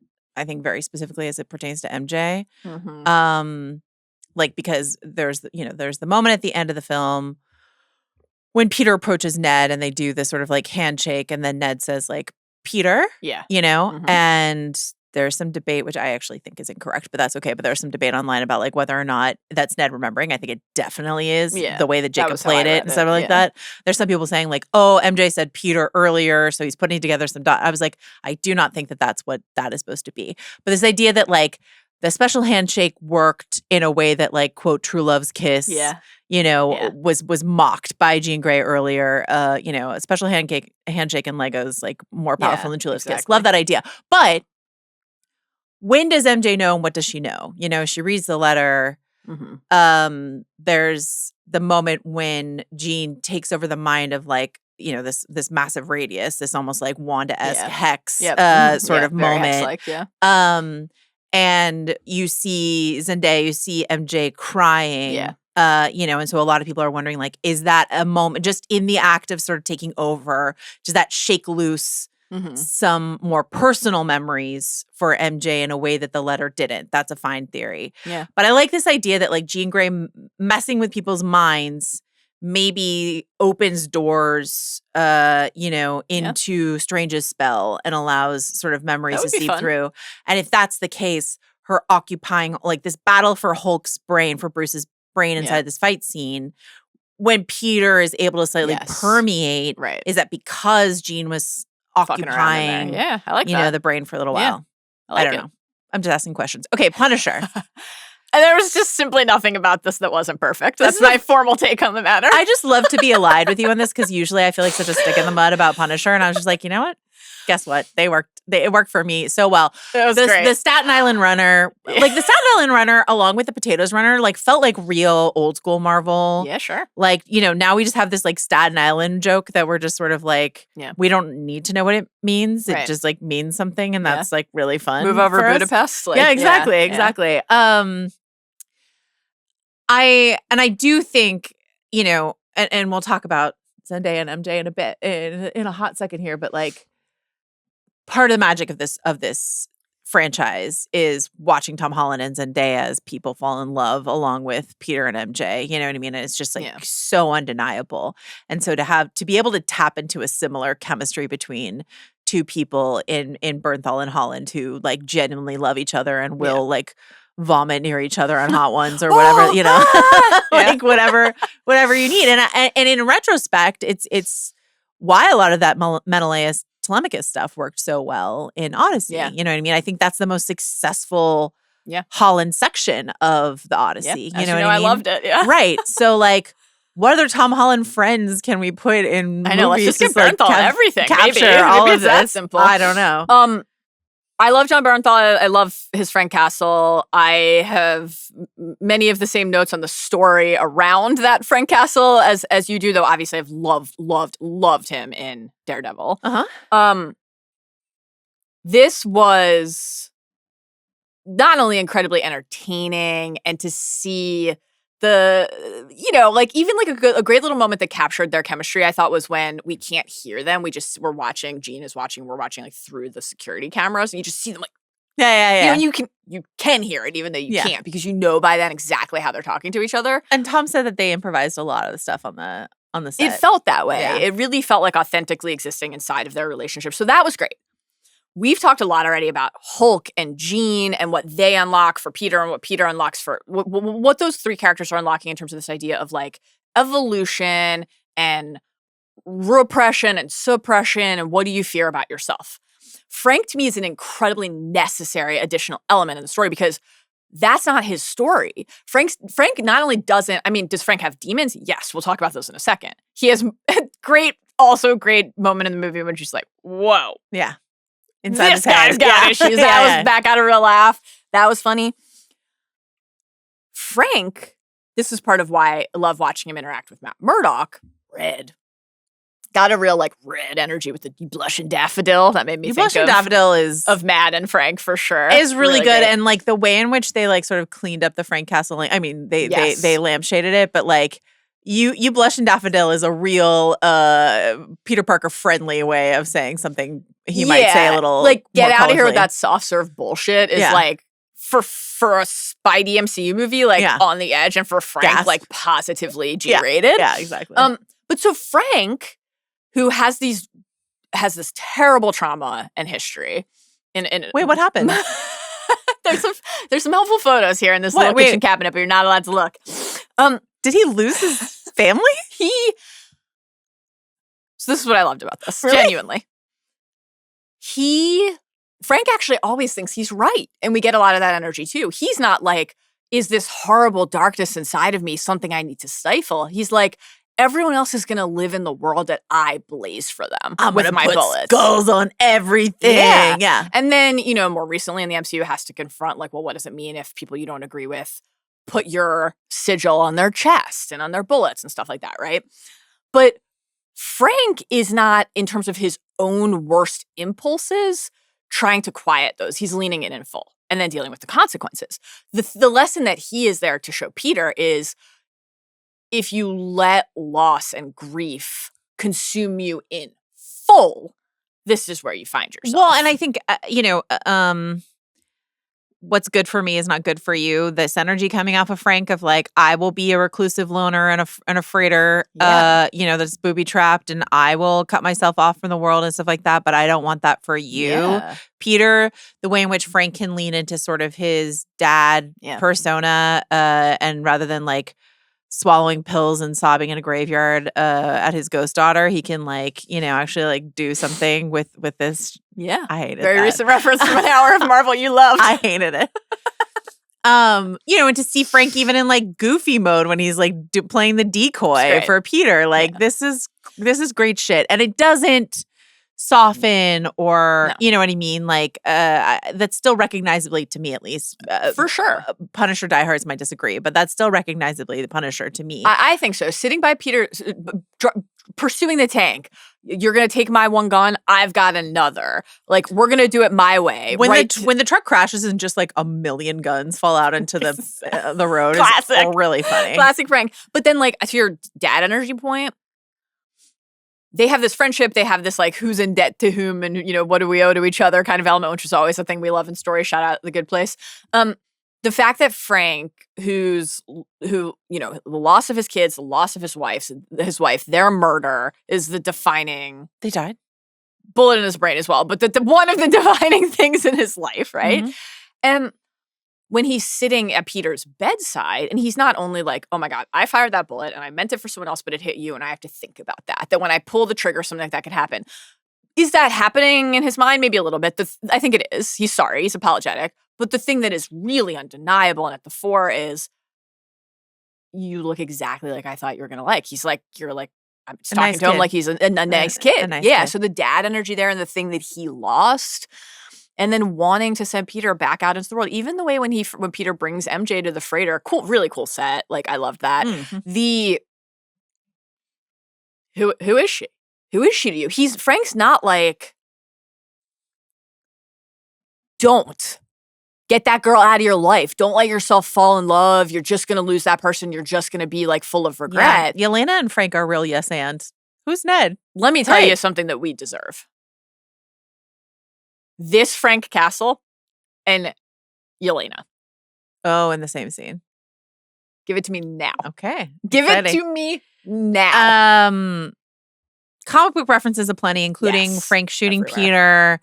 And then separately, the shot of him carrying Peter into the hospital is sort of ripped from the pages of the Civil War comic. A lot of comic book visual references here, a lot of comic book covers in that montage at the beginning and stuff like that. They did a lot of that work here.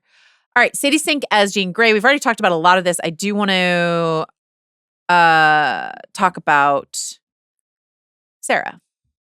Mm-hmm. Sarah Gray. Yes. And this flashback and where it comes in the movie and how much time we spend in it and stuff like that. Where are you with it? I'm not like negative about it. Well, you love a scrunchie. I do not. I'm traumatized by the 80s and 90s. I'm anti-scrunchie personally. But I think this scrunchie was pretty cool and the color palette of it nodding to the X-Men I thought was like, very cool. I don't know. I would not have minded like some flashes of this before we got to.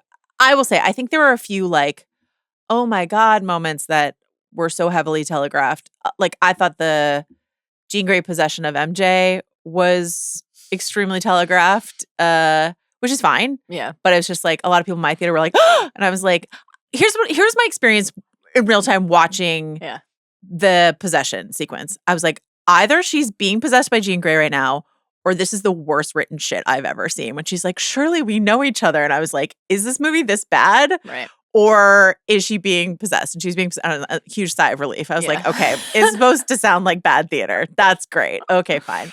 And then I think the Sarah stuff was like, I mean, because we know that like, even though Jean is the antagonist of this movie, she's not going to be like a hardcore villain for in the future of the MCU. Right. It's going to be Big Bill. So a complete failure of a character, I think. Anyway, so there has to be like she's searching for, she's wronged in some way. Yeah. We have to believe that. So the Sarah stuff, and then like Metzger's whole like lie about Sarah and stuff like that, like it was so clearly a lie, and we're just like way ahead of Peter on that and stuff like that. Yeah. So I wouldn't have mind some like Sarah, some of this like piece throughout the movie rather than just sort of like one long flashback here. But yeah, I don't like hate it. I just have a question about it. Yeah, I think in terms of placement and what's dispensed when, that especially when we shift to like the park scene, full on flashback, it is just a different feel in the movie. Yeah. We just press pause for a second in a way that I'm just sort of like, could we have parsed to make this you out want slightly? mint chip and chocolate ice cream? Same. I agree. I love mint chip ice cream. My favorite. Could go for some now. I'm pretty hungry, actually. I do have an Uncrustable with me, thank God. We've got another pot after this. I brought some pretzels, too. Planned ahead today. Adam packed it for me. What an angel. He's just like, try to make it home to me today. You're a fucking mess. You lost your lunch bag. In terms of the part of it that's more successful, the parallel for Jean and Peter in a couple respects. One, where does loss lead you? Mm-hmm. Right. Especially if you're alone. Mm-hmm. And then can you be pulled out of that abyss? Like Peter saying, you have me, right? That worked for me. Mm-hmm. Peter crashing the party, seeing, he's been watching the reels and like little things like, oh, who can forget these seminal moments to swim in the river with these guys you don't know because they're not a part of your life and you're not a part of this. That's mounting steadily. Ezra Bridger. You go to the party and Ezra Bridger is kissing your girl. Yeah. And you're like, the spider has taken over. Yeah. Right? My whole eye is my pupil. Yeah. I'm swinging through the rain. It got real emo real fast. So the idea that Jean's power scaling, the leveling up of her power, we go from like 6-7% on the computer monitor we're watching to like 267%. It's uncontainable. They can't even map it. What is happening? Oh my God. The fact that something is rising inside of Jean as she looks up and sees VMAX and realizes that her sister is gone. Mm-hmm. Those things felt much like the brainwaves mapped onto each other in an effective way. Yeah, absolutely. And in general, I know this was something you wanted to talk about with Jean, like I think finding her in this place with her powers where we're like, they're emerging. Yeah. They're manifesting. Baby power. I mean, like she's already deeply scary. Yeah. Well, I mean, again, Legion's dead. When we meet her in this, and then she scales up even inside of this movie. Yeah. So yeah, very scary, very fun. Incredible introduction of. So a lot of caveats here. It feels like when people write headlines about box office and they're like, here are the caveats. So this is our first introduction to a 616 MCU version of the classic X-Men, 7 years after Disney acquired Fox, right? We've met other mutants. We have, yes. Malakan, right. Namor. We've seen the multiversal versions of like Beast, Professor X, Gambit, and others inside of Deadpool and Wolverine. Yes. It's a mutant story in its own right, et cetera, et cetera. Yes. But this is, the first. This is our version of this thing. Unless Channing sticks around as Gambit, which I am not. I really enjoyed him. So I'm not wholly opposed, but I don't think that's the direction they're going to go in. But like, they could. Yeah. I wouldn't be opposed. I really liked his horrible accent. I enjoyed all of it. This is definitely the first, like, you're going to be watching movies with this person in this crucial key central role for the next 12 years. And it's really fun because so this is a young Jean Grey. And, Famke Janssen means something very important to a lot of us who watched GoldenEye and also like lived through those original X-Men movies, right? Sure. Of course. Sophie Turner, Love and Bless. Sure. Yeah. Was a massive failure of casting for Jean Grey. Yeah. We have a lot of affection for her. Massive whiff. So to come through with Sadie Sink, who we just like, who I think is the most talented young actor to come out of Stranger Things, like without question. And we're so lucky to have her here. I just think this is like I'm thrilled. Hugely positive for the forward looking I agree. I mean, I'm very excited to enter more fully and finally at last this stretch of X-Men storytelling, the Mutant Saga in the MCU. I'm hyped about it. This is the kind of casting and decision that makes me feel confident. And we should say Samara Weaving, it was just announced that Samara Weaving as we sat down in the studio today. It has been cast as Emma Frost. So we anticipate we're going to hear a lot more of this, but Samara Weaving I love. Really fun. So that's a really fun. Yeah. With love and respect to January Jones. Actually, not in that role. You know what I mean? Just sort of like let's just do better and better and better. And it's very exciting. We're doing a lot of like original, so it's, and how much news will we get on this front in the next like few weeks, few months? That's an exciting there thing. There could be more announced before we even drop this podcast. Guys, voice of God us if somebody else has been cast. If we get the new Gambit while we're talking, let me know. But yeah, and then especially for Jean to be introduced in this capacity where there's the Sarah history, the powers are emerging but rapidly evolving and changing. Peter is there. You might say mutating. You might. I might. Peter is, but like the movie did. The movie didn't say mutants. They said special. Yeah, so we're like easing in. I don't know if that's a rights thing or not. Might be. Yeah, this might be. I definitely got the stinger. No mid credits. We have thought this movie was dynamite. Pretty lame post credits stinger, and I was like, oh, they just don't want to give him. This guy behind me was like, here we go, and then he was like, oh, yeah, that was definitely there was a real air out of the balloon at the very end with. But I kind of was like, I mean, and who knows? They don't want to give any more X-Men stuff in this part Sony movie. Maybe. I don't know.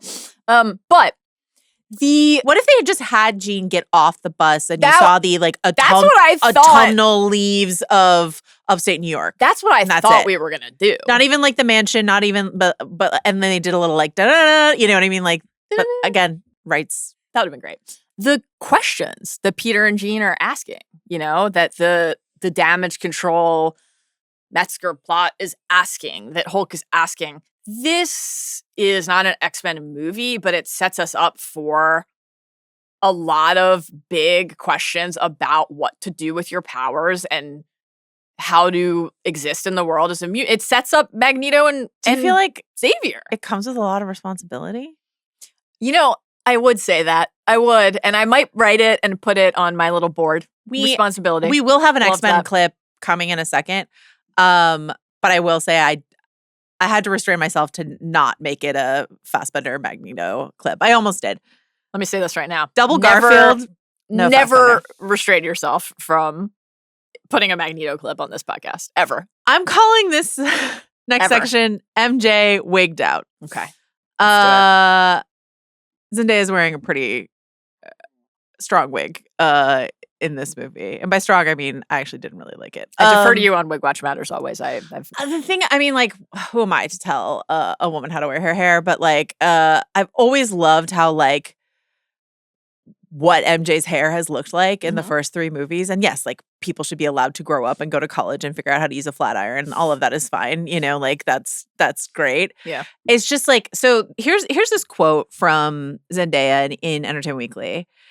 She said, I remember reading a draft of Brand New Day. We wanted to mature the characters, obviously, but I remember when I read it, I was like, she's too, for lack of a better term, normal. I was like, where did all her weirdness go?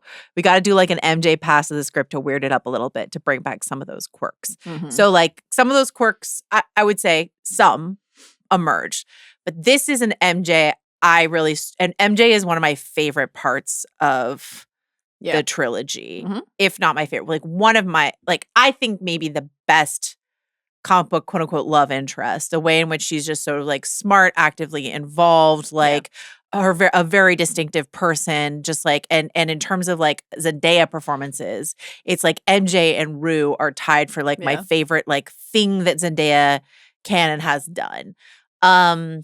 This MJ is 4 years older, has gone to MIT, has dated Ezra Bridger, has done a lot of things. So, like, is she allowed to change? She is.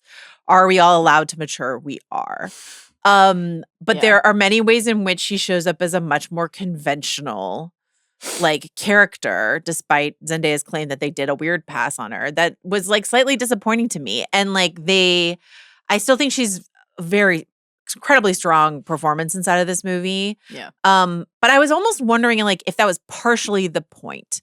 If part of the point of MJ, and I'm struggling with this argument because I'm worried that if I don't make it correctly, it will sound like she needs a man to be like who she is. Cool, quirky woman that she independent woman that she hate was. that. Yeah. But is there a version of the story where like MJ, who sort of relishes in her weirdness, finds an adoring fan in Peter Parker at a young age, doesn't have that going forward, and sort of smooths out the edges of her personality to sort of like better assimilate into the world because she doesn't have a person being like, the weird way you are, weirder the better. I got you this Black Dahlia because you love the murder. Because you love murder and I love that about you. Yeah. And you are so fucking weird and I love that about you.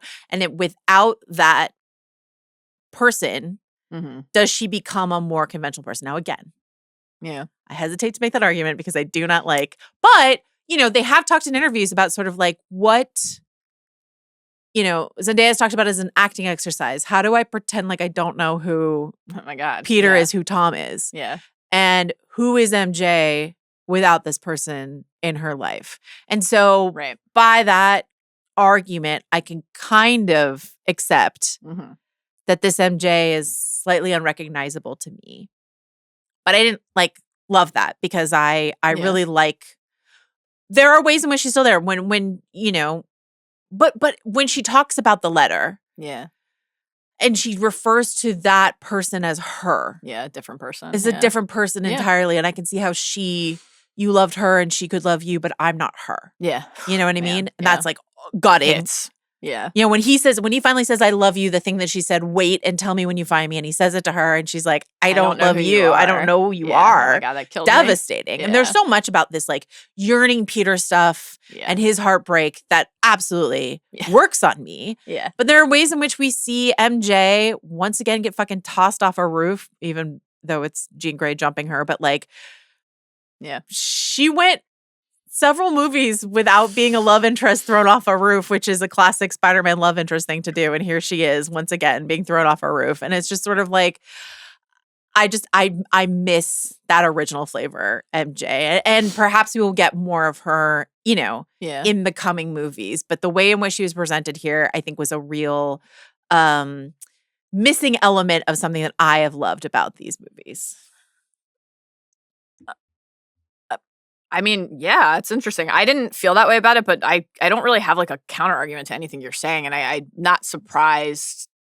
I won't be surprised if other people feel that way about it. I think that you're very carefully and well stated. I don't know that I know that. I think I do. I think because you're presenting it intentionally as a kind of like a slightly complicated argument to make, but something that feels like it's maybe there in the text. I agree. And I think there's like, you know, there's the element of it where broadly people change, and that's obviously part of the movie is what is just like the change that and who are we present in your life as you age anyway from 18 to 20. Yeah, exactly. Like, is there a period in your life where more things every day feel like they're like, who am I now? Who do I want to be? So I think there's just broadly, this is a period of change and maturation and evolution for all of the characters. For sure. And that it's probably, to me, it feels important actually to show us that with a non-superpowered character. On right? one hand, yeah, but on the other hand, doesn't Ned just feel exactly like Ned?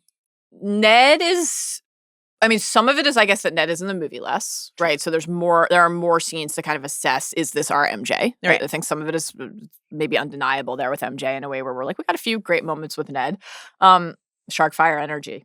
Seems like our guy's got a problem, so I'm concerned. That's really funny. It's just hysterical. Yeah. And that did, to your point, feel like our Ned, because while we had not previously seen Ned addicted to energy drinks, Ned was like, let's go to a fucking party. And also, like, we're young American men in Europe. Like, Ned wanted to fuck. Ned wanted to party. Yeah. Like, you know, that feels right. Wants to experiment with hats. Yeah, exactly. Yeah. Ned wants to experiment with hats. Exactly. Ned is ready after a couple days of, like, time with his first girlfriend to be like, Peter, when adults are in love, Impeccable.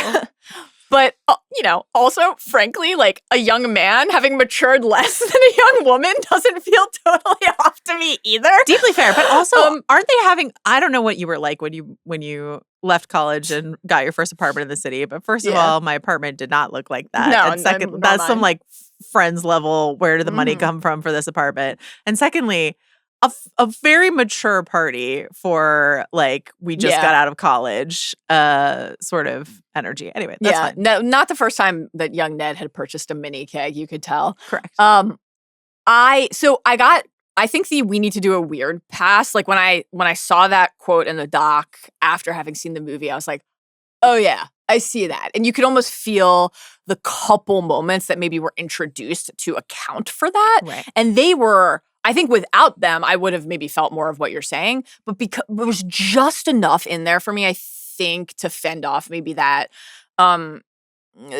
sense of like a lack of familiarity. I loved, for example, there are like 50 people in our apartment. So statistically speaking, at least 2 of them are sociopaths. I'm like, MJ, you're telling me about brain control. Well, you're lucky I believe in this stuff because it does happen mostly with the French. MJ. There's just enough, I guess, of that for it to feel like the weird, quirky conspiracy theorist character who we know and love is there, but has just grown up and also has done it without this central aspect. And I think, to your very carefully and well-stated point, it's not even, I don't even think it has to just be, and so who are you if like this dude and this like boyfriend you loved wasn't there to tell you it was okay to be like a weird chick. It's also just like, what if a part of your brain was fucking zapped out of your head? These are formative, seminal experiences in a young person's life and they're gone. She doesn't remember that they happened to her. Right.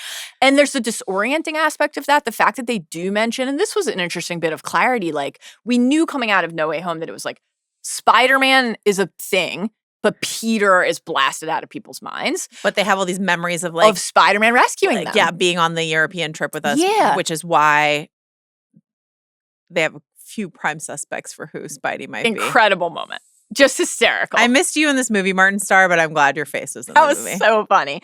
So it's not even, to me, I'm like, I don't know, what would even be more disorienting? If all of those memories completely were gone? Or if you...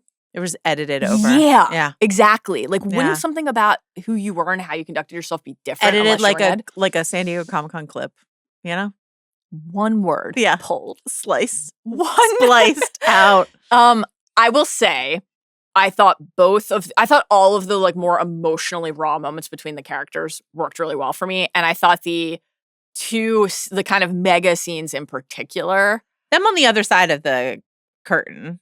Oh, that was just wonderful. Incredibly good. That was great. Also was interested to learn about MJ's major and, what she switched into and out of. That was fascinating. So to your point from earlier about, okay, we can probably suss out that Jean Grey is in MJ's mind.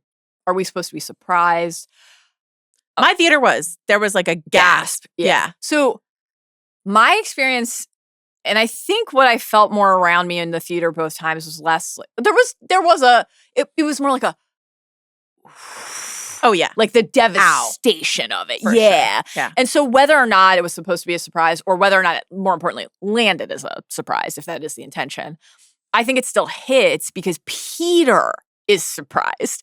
Peter is like, I have taken the mask off and you have kissed me and I have sobbed in your arms and I have told you that I love you and miss you and that this is the thing I needed. And then you say, hold her, Peter. Touch her. Evil. And it's like, yeah, it is so cruel. Jean Grey killed a lot of people, but she killed Peter's soul. Was that the worst thing she did? And so that was just like, I thought that hit so hard as like a Jean moment, but also just when Peter was like, what you're doing is cruel and wrong and evil. Like that all really worked. And to also kind of reinforce what it means to have your mind taken over, that was all, I thought, effective. Right. But then to underline MJ's betrayal of like, you made a decision for me. Yes. Yeah. Like, how different is this decision you made for me? Not just like, yes, you had to do this spell, but you did not keep your promise to come find me and like tell me and stuff like that. And you want to keep me safe, but is that what I want? I don't feel safe. I've almost been killed 5 times in the last 24 hours. That was great. I do feel like Peter Parker learned a tiny lesson about consent, though, when he later admitted, he's like, I kissed you when you were, he's like, I did not honor the consent that you made about getting your mind erased, but I did kiss you when you were, and I just thought you should know. And then she's like, well, I don't remember that. And he's like, wait, what? Uh-oh, Sarah. Oh, Billy boy. Wow. I thought that the letter moment, though. Really sad. I don't know, like. Really sad. I don't have that in my mind. The single most important thing to you in your life, other than Ned and the handshake. I'm really proud of the restraint of this movie. Well, I actually think the real killer, that was tough. Oh, that killed me. When Jean Grey said, no thoughts of you in there at all. Brutal. Yes. Nowhere in there. I thought that was really tough. Yeah. That was great. So when she comes out with the letter, I'm like, Jean already told us there's like nothing of him in there. I do admire the restraint of this movie to not have them get back together inside of this movie. You know what I mean? Yeah. She's on the roof. Yeah. She's holding the necklace. She's thinking about him, yearning tendrils. It's happening. I think it's going to end up there, depending on how many movies Zendaya wants to do. Yes. But we didn't get there right away, and it shouldn't be easy. Exactly. This is like the bold, but I think right and more potent choice. Correct. The challenge of working back to that place, not just kind of undoing this thing that should be monumental, but it's just kind of dagger after dagger. It made for such an emotionally devastating ride inside of the film for both of them. And I don't know, I was impressed by that choice as well, because I think it makes us a little bit complicit in our desire and expectation. Like, we're being gently, in a way I appreciated, mocked with the love's true kiss line, But then to not actually make us feel like assholes for wanting that with the Ned thing. Because the handshake does feel like it's just that muscle memory and something. Maybe there are things that just simply cannot be suppressed, and maybe it takes time, or maybe there's a rhythm. Maybe it's bros before hoes, I guess. Maybe it's just bros before hoes. It could be that. So yeah, I don't know. I thought restraint is a great word. I really admired that choice. Yeah, I really did. I loved it. I also want I want to go into the next section to talk about the action a little bit. We've already touched on a lot of this, so we don't have to dwell too long here, but To transition into this section that I'm calling web slinging, I do want to say that like the various times we saw MJ and Peter sling through the city, like the first time when it's Jean, and so she's quite calm, which is not something that MJ would be, and I was just like, what's going on here? But then I think the really sad. Can you give me a ride home one? I don't have my phone. But like just the somber and the way that the film stayed with him. Anyway, so something that Kevin Feige said at Comic-Con about this clip that he showed us was like he never thought he'd see this. And some people interpreted that as the whole Punisher Spidey clip. Some people interpreted that as like Feige, the comic book fanboy, never thought he would get to see these 3 characters together. But the fun fact about Kevin Feige is he's not a lifetime comic book fanboy. He came to this late in life as a sort of like way forward in the film industry. Wrote a book about it. But from a business point of view, Spidey is a Sony character, Hulk is a Universal character, Punisher, who was at Lionsgate for a while, and Jean Grey, who is a Fox character, all come home. All the chickens have come home to roost. And now there's no room here for in the TV. MCU. Tough. We're not here to talk about TV. Did you have? We've already talked about these fight scenes. Is there anything else you want to say? I mean, I really thought the mind controlled hand stuff. A lot of people are not loving that section because it is very odd that the hand is like working for damage control and stuff like that. I don't disagree, and it does. I think to some people feel like it doesn't belong in this movie, but like there's also the like they may be in their mind controlled, so you're not going to remember anything staged. But Peter still took his mask off when there were like cameras everywhere. Like there's some of that. Great point. A member of my household who shall remain nameless, who fucking loved the movie, thought it was wonderful, has asked that question. It's a great question we're asking, Adam. But this Daniel Cretton, the director of Shang-Chi, like really showing off his adept work with martial arts in this. And I just thought this, like, we saw shots of it in the trailer, but I just thought this was like so beautifully done. Like, it was really gorgeous. cool. Yeah, I mean, I think we've hit a lot of the particulars already, but just in that big picture sense, one of the things I really love about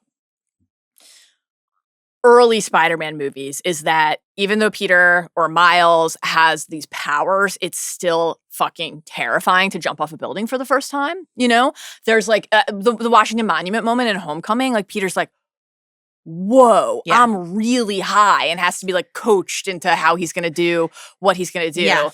The, iconic, like maybe can't be topped by any movie ever. Like that's why they call it a leap of faith. Yeah. Miles Peter B moment. It's scary to do this thing. And so to put Peter in a spot at the beginning of this movie, we always love like an upside down, cityscape shot, but just the height and the speed and the ability to... He loves a beam. Loves a beam to operate at the height of like his... the capacity and craft, and then so we feel that evolution, but then to reset us because with the organic the organic webs was just like so smart, because then he's not comfortable with them. He doesn't know how they work. He's trying to suppress his own, what his body is telling him, oh, well, those aren't going to be, you can't use the organic, it's not going to be compatible, right? Like that was all great. And Naomi then Watts impression. Thank you. I'll be here literally all day. To your MJ point, and how we have the gene clue, the mind control clue by how MJ is behaving, there's also the Peter behavior part of it, where he is like so unfamiliar and uncomfortable with what is happening to him. The time he's smashing into buildings, the webs are jizzing out of him and then exploding, They are. The time he gets it under control is to take care of MJ. Like the action... We talk about this probably most of all with Star Wars, but it applies across the board. The action really told us something consistently about Peter in those moments, how he'd been spending his time, but also what was top of mind for him then. And I just thought it was great. And also it just fucking looked awesome. It looked awesome. A critique I have seen of this movie is that people felt the ending, the sort of de-escalation with Jean, was too similar to the de-escalation ending of Thunderbolts. Let's remind ourselves by watching that moment in Thunderbolts. I'm here. You're not alone.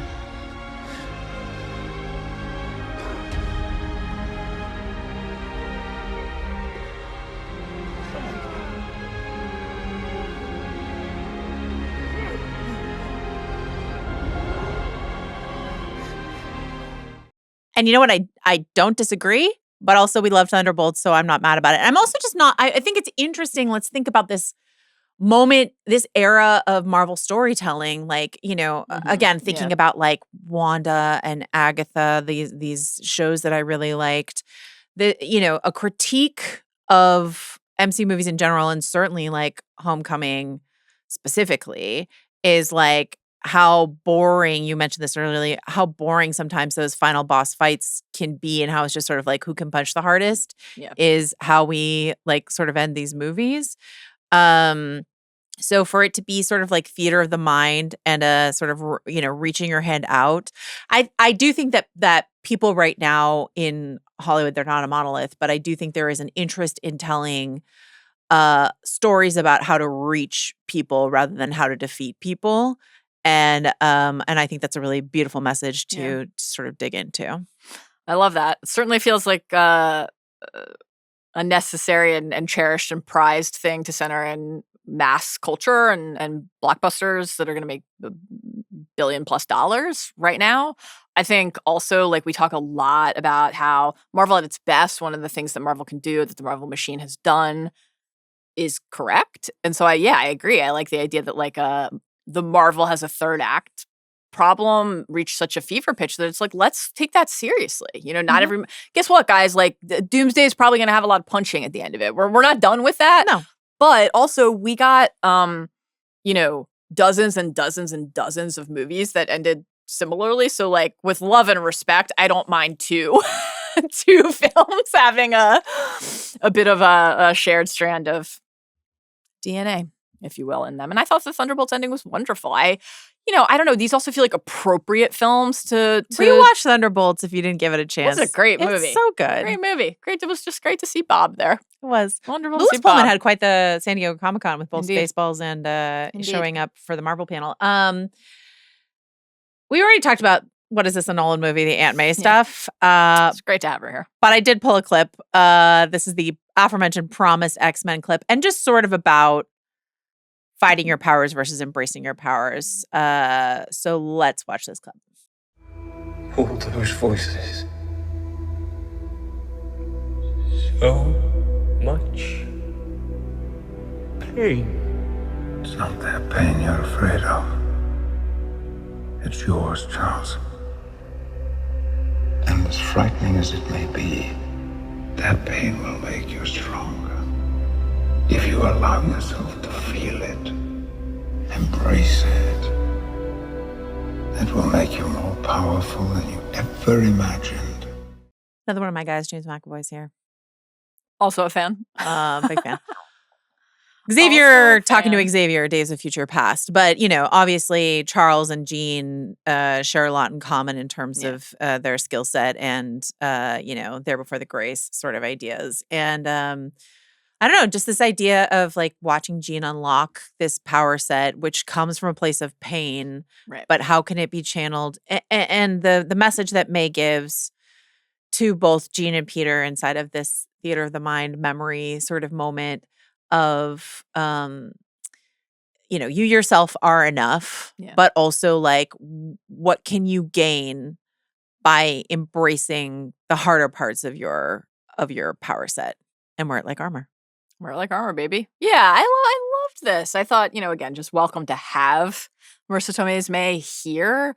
I think the idea that for Peter, like there's the, even just the, oh, you can see me, no one else. There's the, okay, we're braced for he's going to be the one who can push her out. Like even Bruce couldn't do that. Even Hulk couldn't do that, right?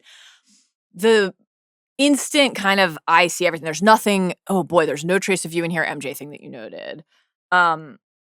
The, boy, this guy's got issues, Frank thing. This like idea that the Jean is sensing the totality of somebody's existence kind of instantaneously. Quick read. Yeah. Speed reader. For Peter, it's this one thing. And that felt really and it's May. Keen too. And it's May right after she finds out that he's Spider-Man. Oh, you think you don't have to listen to me just because I've got powers now? Delightful. Yeah. And what is, again, scary and new about change? I love that, like, it's already pretty scary moment, reminding us, I don't know, Peter just felt like so young to me in that moment in a way that I appreciated. Like, MJ and Ned went off to college and everybody thinks they're an adult, and they are. They're in this next phase of their life, but they're still so young, and they really were very young very recently and have gone through so much. Allowing Jean to enter the memory that is like he's carrying like this little bead of light, this thing that tells him who he is and who he was and who he can be, allowing her to gain access to that so that she can benefit from the thing that he knows May gave him was like so lovely. You got me. You're not alone. You've got me. You've got me. You've got me. And especially because Peter is in such a dark place in this movie because of Do you loss think you should and have grief. said it in the Elena Belova accent? You're not alone. And then he could add, I've seen your belly button, even though you hadn't yet. Maybe. These Maybe are big potato problems, and you should think about them. All right. Department of Damage Control. I thought this was the weakest part of the film. Yeah. I loved Jamal Tillman, but I thought same. This character sucked and was not well used. Yeah, I mean, it's just sort of kind of cookie cutter, like, I think it is worth, especially with like Jean entering the story here, reminding us, not that we need to be reminded, but reminding us that the people in position of power will tell you they're trying to help, and really they just want to use you and wield you until they use you up completely. We probably get that at this point in the MCU and in the superhero era of movie making. This might be someone's first superhero exactly. Movie. And so that would be, boy, what a way to begin your journey. This is what Marvel hopes, that you can enter anywhere. Yeah. I do think particularly on the dawn of this new X-Men era, that's purposeful. it is a Spider-Man movie, not an X-Men movie, but that is going to be such a persistent thing for the X-Men. No, I'm sure it's a thread going forward. I just don't think it was well used in this movie or that tremendously interesting. All right. What's not here? It doesn't matter, but just sort of like love and respect. The teachers are gone. Our classmates are gone, and Gory Rice is not getting paid for this movie. No Happy Hogan, who was a huge part of the trilogy. I missed Happy, but that would have felt like maybe, I don't know. It's interesting. On the one hand, I'm like, maybe he's just trying to figure out some Star Wars stuff. On the other hand, a lot to work through there. I don't know. We already had, I wonder if that would have felt crowded because we got the great moment with Happy and Peter at the gravesite at the end of No Way Home. And so we've sort of done that thing already with the character of like the impact that May had on both of them remains, but he doesn't remember Peter because the spell did work. I wonder if it would have felt like one too many given the MJ and Ned centrality in this. One too many. Like, I have to figure out how to feel about this person being back in my life when they don't remember who I am. Do you want Happy Hogan in Doomsday to see Victor Von Doom, or in a future movie, see Victor Von Doom that looks like Tony Stark? Or are you like, you know what? I can be done with Happy Hogan. Good question. I still am more interested in the Peter or Steve version of that. I'm interested in Morgan. I mean, that's going to make me fucking sob. Will a cheeseburger be involved? I hope so. No Daredevil. Yeah. Something we speculated about. No Daredevil. And then reportedly, Rosario Dawson filmed a Claire Temple scene. It's funny because one of the first things Adam and I talked about when we left, given the hospital setting of the closing, was like, where was Claire? Yeah. So that I would have liked. I actually would have liked Claire. If he had in his sort of like, I don't see anyone, but like we saw how bruised and battered he was. If he like occasionally got some like night nurse help or stuff like that, Yeah. So yeah, Claire would have fit. I didn't mind Matt not being here. Me neither. It's just something we heavily speculated. Yeah, and it was absolutely delightful to have him in No Way Home, obviously. He's just a very good lawyer. Just a very good lawyer. All right, we talked about the Ned stuff already. Let's talk about the end credits. It's the best. The Ned stuff was the best, not the end not credits. The end credits sucked. Spidey in space, question mark? So, grumbling in my theater, Spider-Man will not appear in Doomsday, we're pretty sure. Probably in Secret Wars. Sadie Sink is in Secret Wars. How sure are we that Spider-Man's not going to be in Doomsday? How sure are we that Tom Holland is not going to be in Doomsday, but maybe a different Spider-Man could be in Doomsday? I feel like Spider-Man will be in Doomsday. Okay. They can't help themselves, right? I think he's not, but maybe they're lying. They like to lie. They especially like to lie about what Spider-Man is in. So on the tracker, we see the dot in Queens. Yeah. And then we see another dot in space. So is this Spider-Man like has traveled from Queens to space? That's one idea. Sure. I don't think it's a good one. Does this have something to do with Beyond the Spider-Verse, the animated, is Sony using this as a sort of like, this is about our animated movie that's coming out next? Is that what they're like, it's our end credits, we're going to use it to tease our stuff, not your stuff? Maybe. Battleworld or another Peter and Incursion. There's a very strong theory that Tobey Maguire is going to be. My read was Incursion, Doomsday, multiverse setup. Yeah. And I think just the stingers in general recently have been Doomsday setup. Like, the end of Thunderbolts is Fantastic Four. Certainly the end of Thunderbolts is here's the Fantastic Four. Like, it just feels like it's always like something in space is suddenly here now because Incursions. Okay. Because Doomsday. But who knows? If we Marvel, look at me. I like Tobey Maguire. If we get Tobey and no Andrew, I won't be happy. Okay, that's all. I like Tobey Maguire. I completely agree. I think Tobey's really great in No Way Home. Yeah. I demand Youth Andrew pastor Garfield. joke, very good. I demand Andrew Garfield. I need to know if Peter 3 is okay. Did he go home and find some work-life balance? I need to know. I'm with you. Anything else you want to talk about before we go? No, I don't think so. I'm glad that the movie seems to be, bringing people to the theaters. What a time to be a fan of movies. What a July. The Odyssey and Spider-Man Brand New Day. Movies. Hell yeah. It's great. Movies. It's great. I'm excited. Movies, hell yeah. Put it on the quote card. See you at the movies. See you at the movie. Thank you. Thank you to our pals. Thank you. Carlos Chiriboga, Scott Lee, Jacob Cornett. I don't know if Jamie's here. I copied this over from the Odyssey notes, so it's possibly that was left over from that, or maybe Jamie's here somewhere and I didn't see him. Arjuna Ramgopowell, Jomi Adeniran. Squad. Thank you to you, Mallory Rubin. Thank you to for you. making it through this pod. Not our last one today. And delighted to talk to you about this film. I really wish I had sat next to you and watched this film. Same. I had nerd clusters, as you know. We'll never sit apart again, maybe. Perhaps, possibly. See you soon for House of the Dragon stuff. Bye.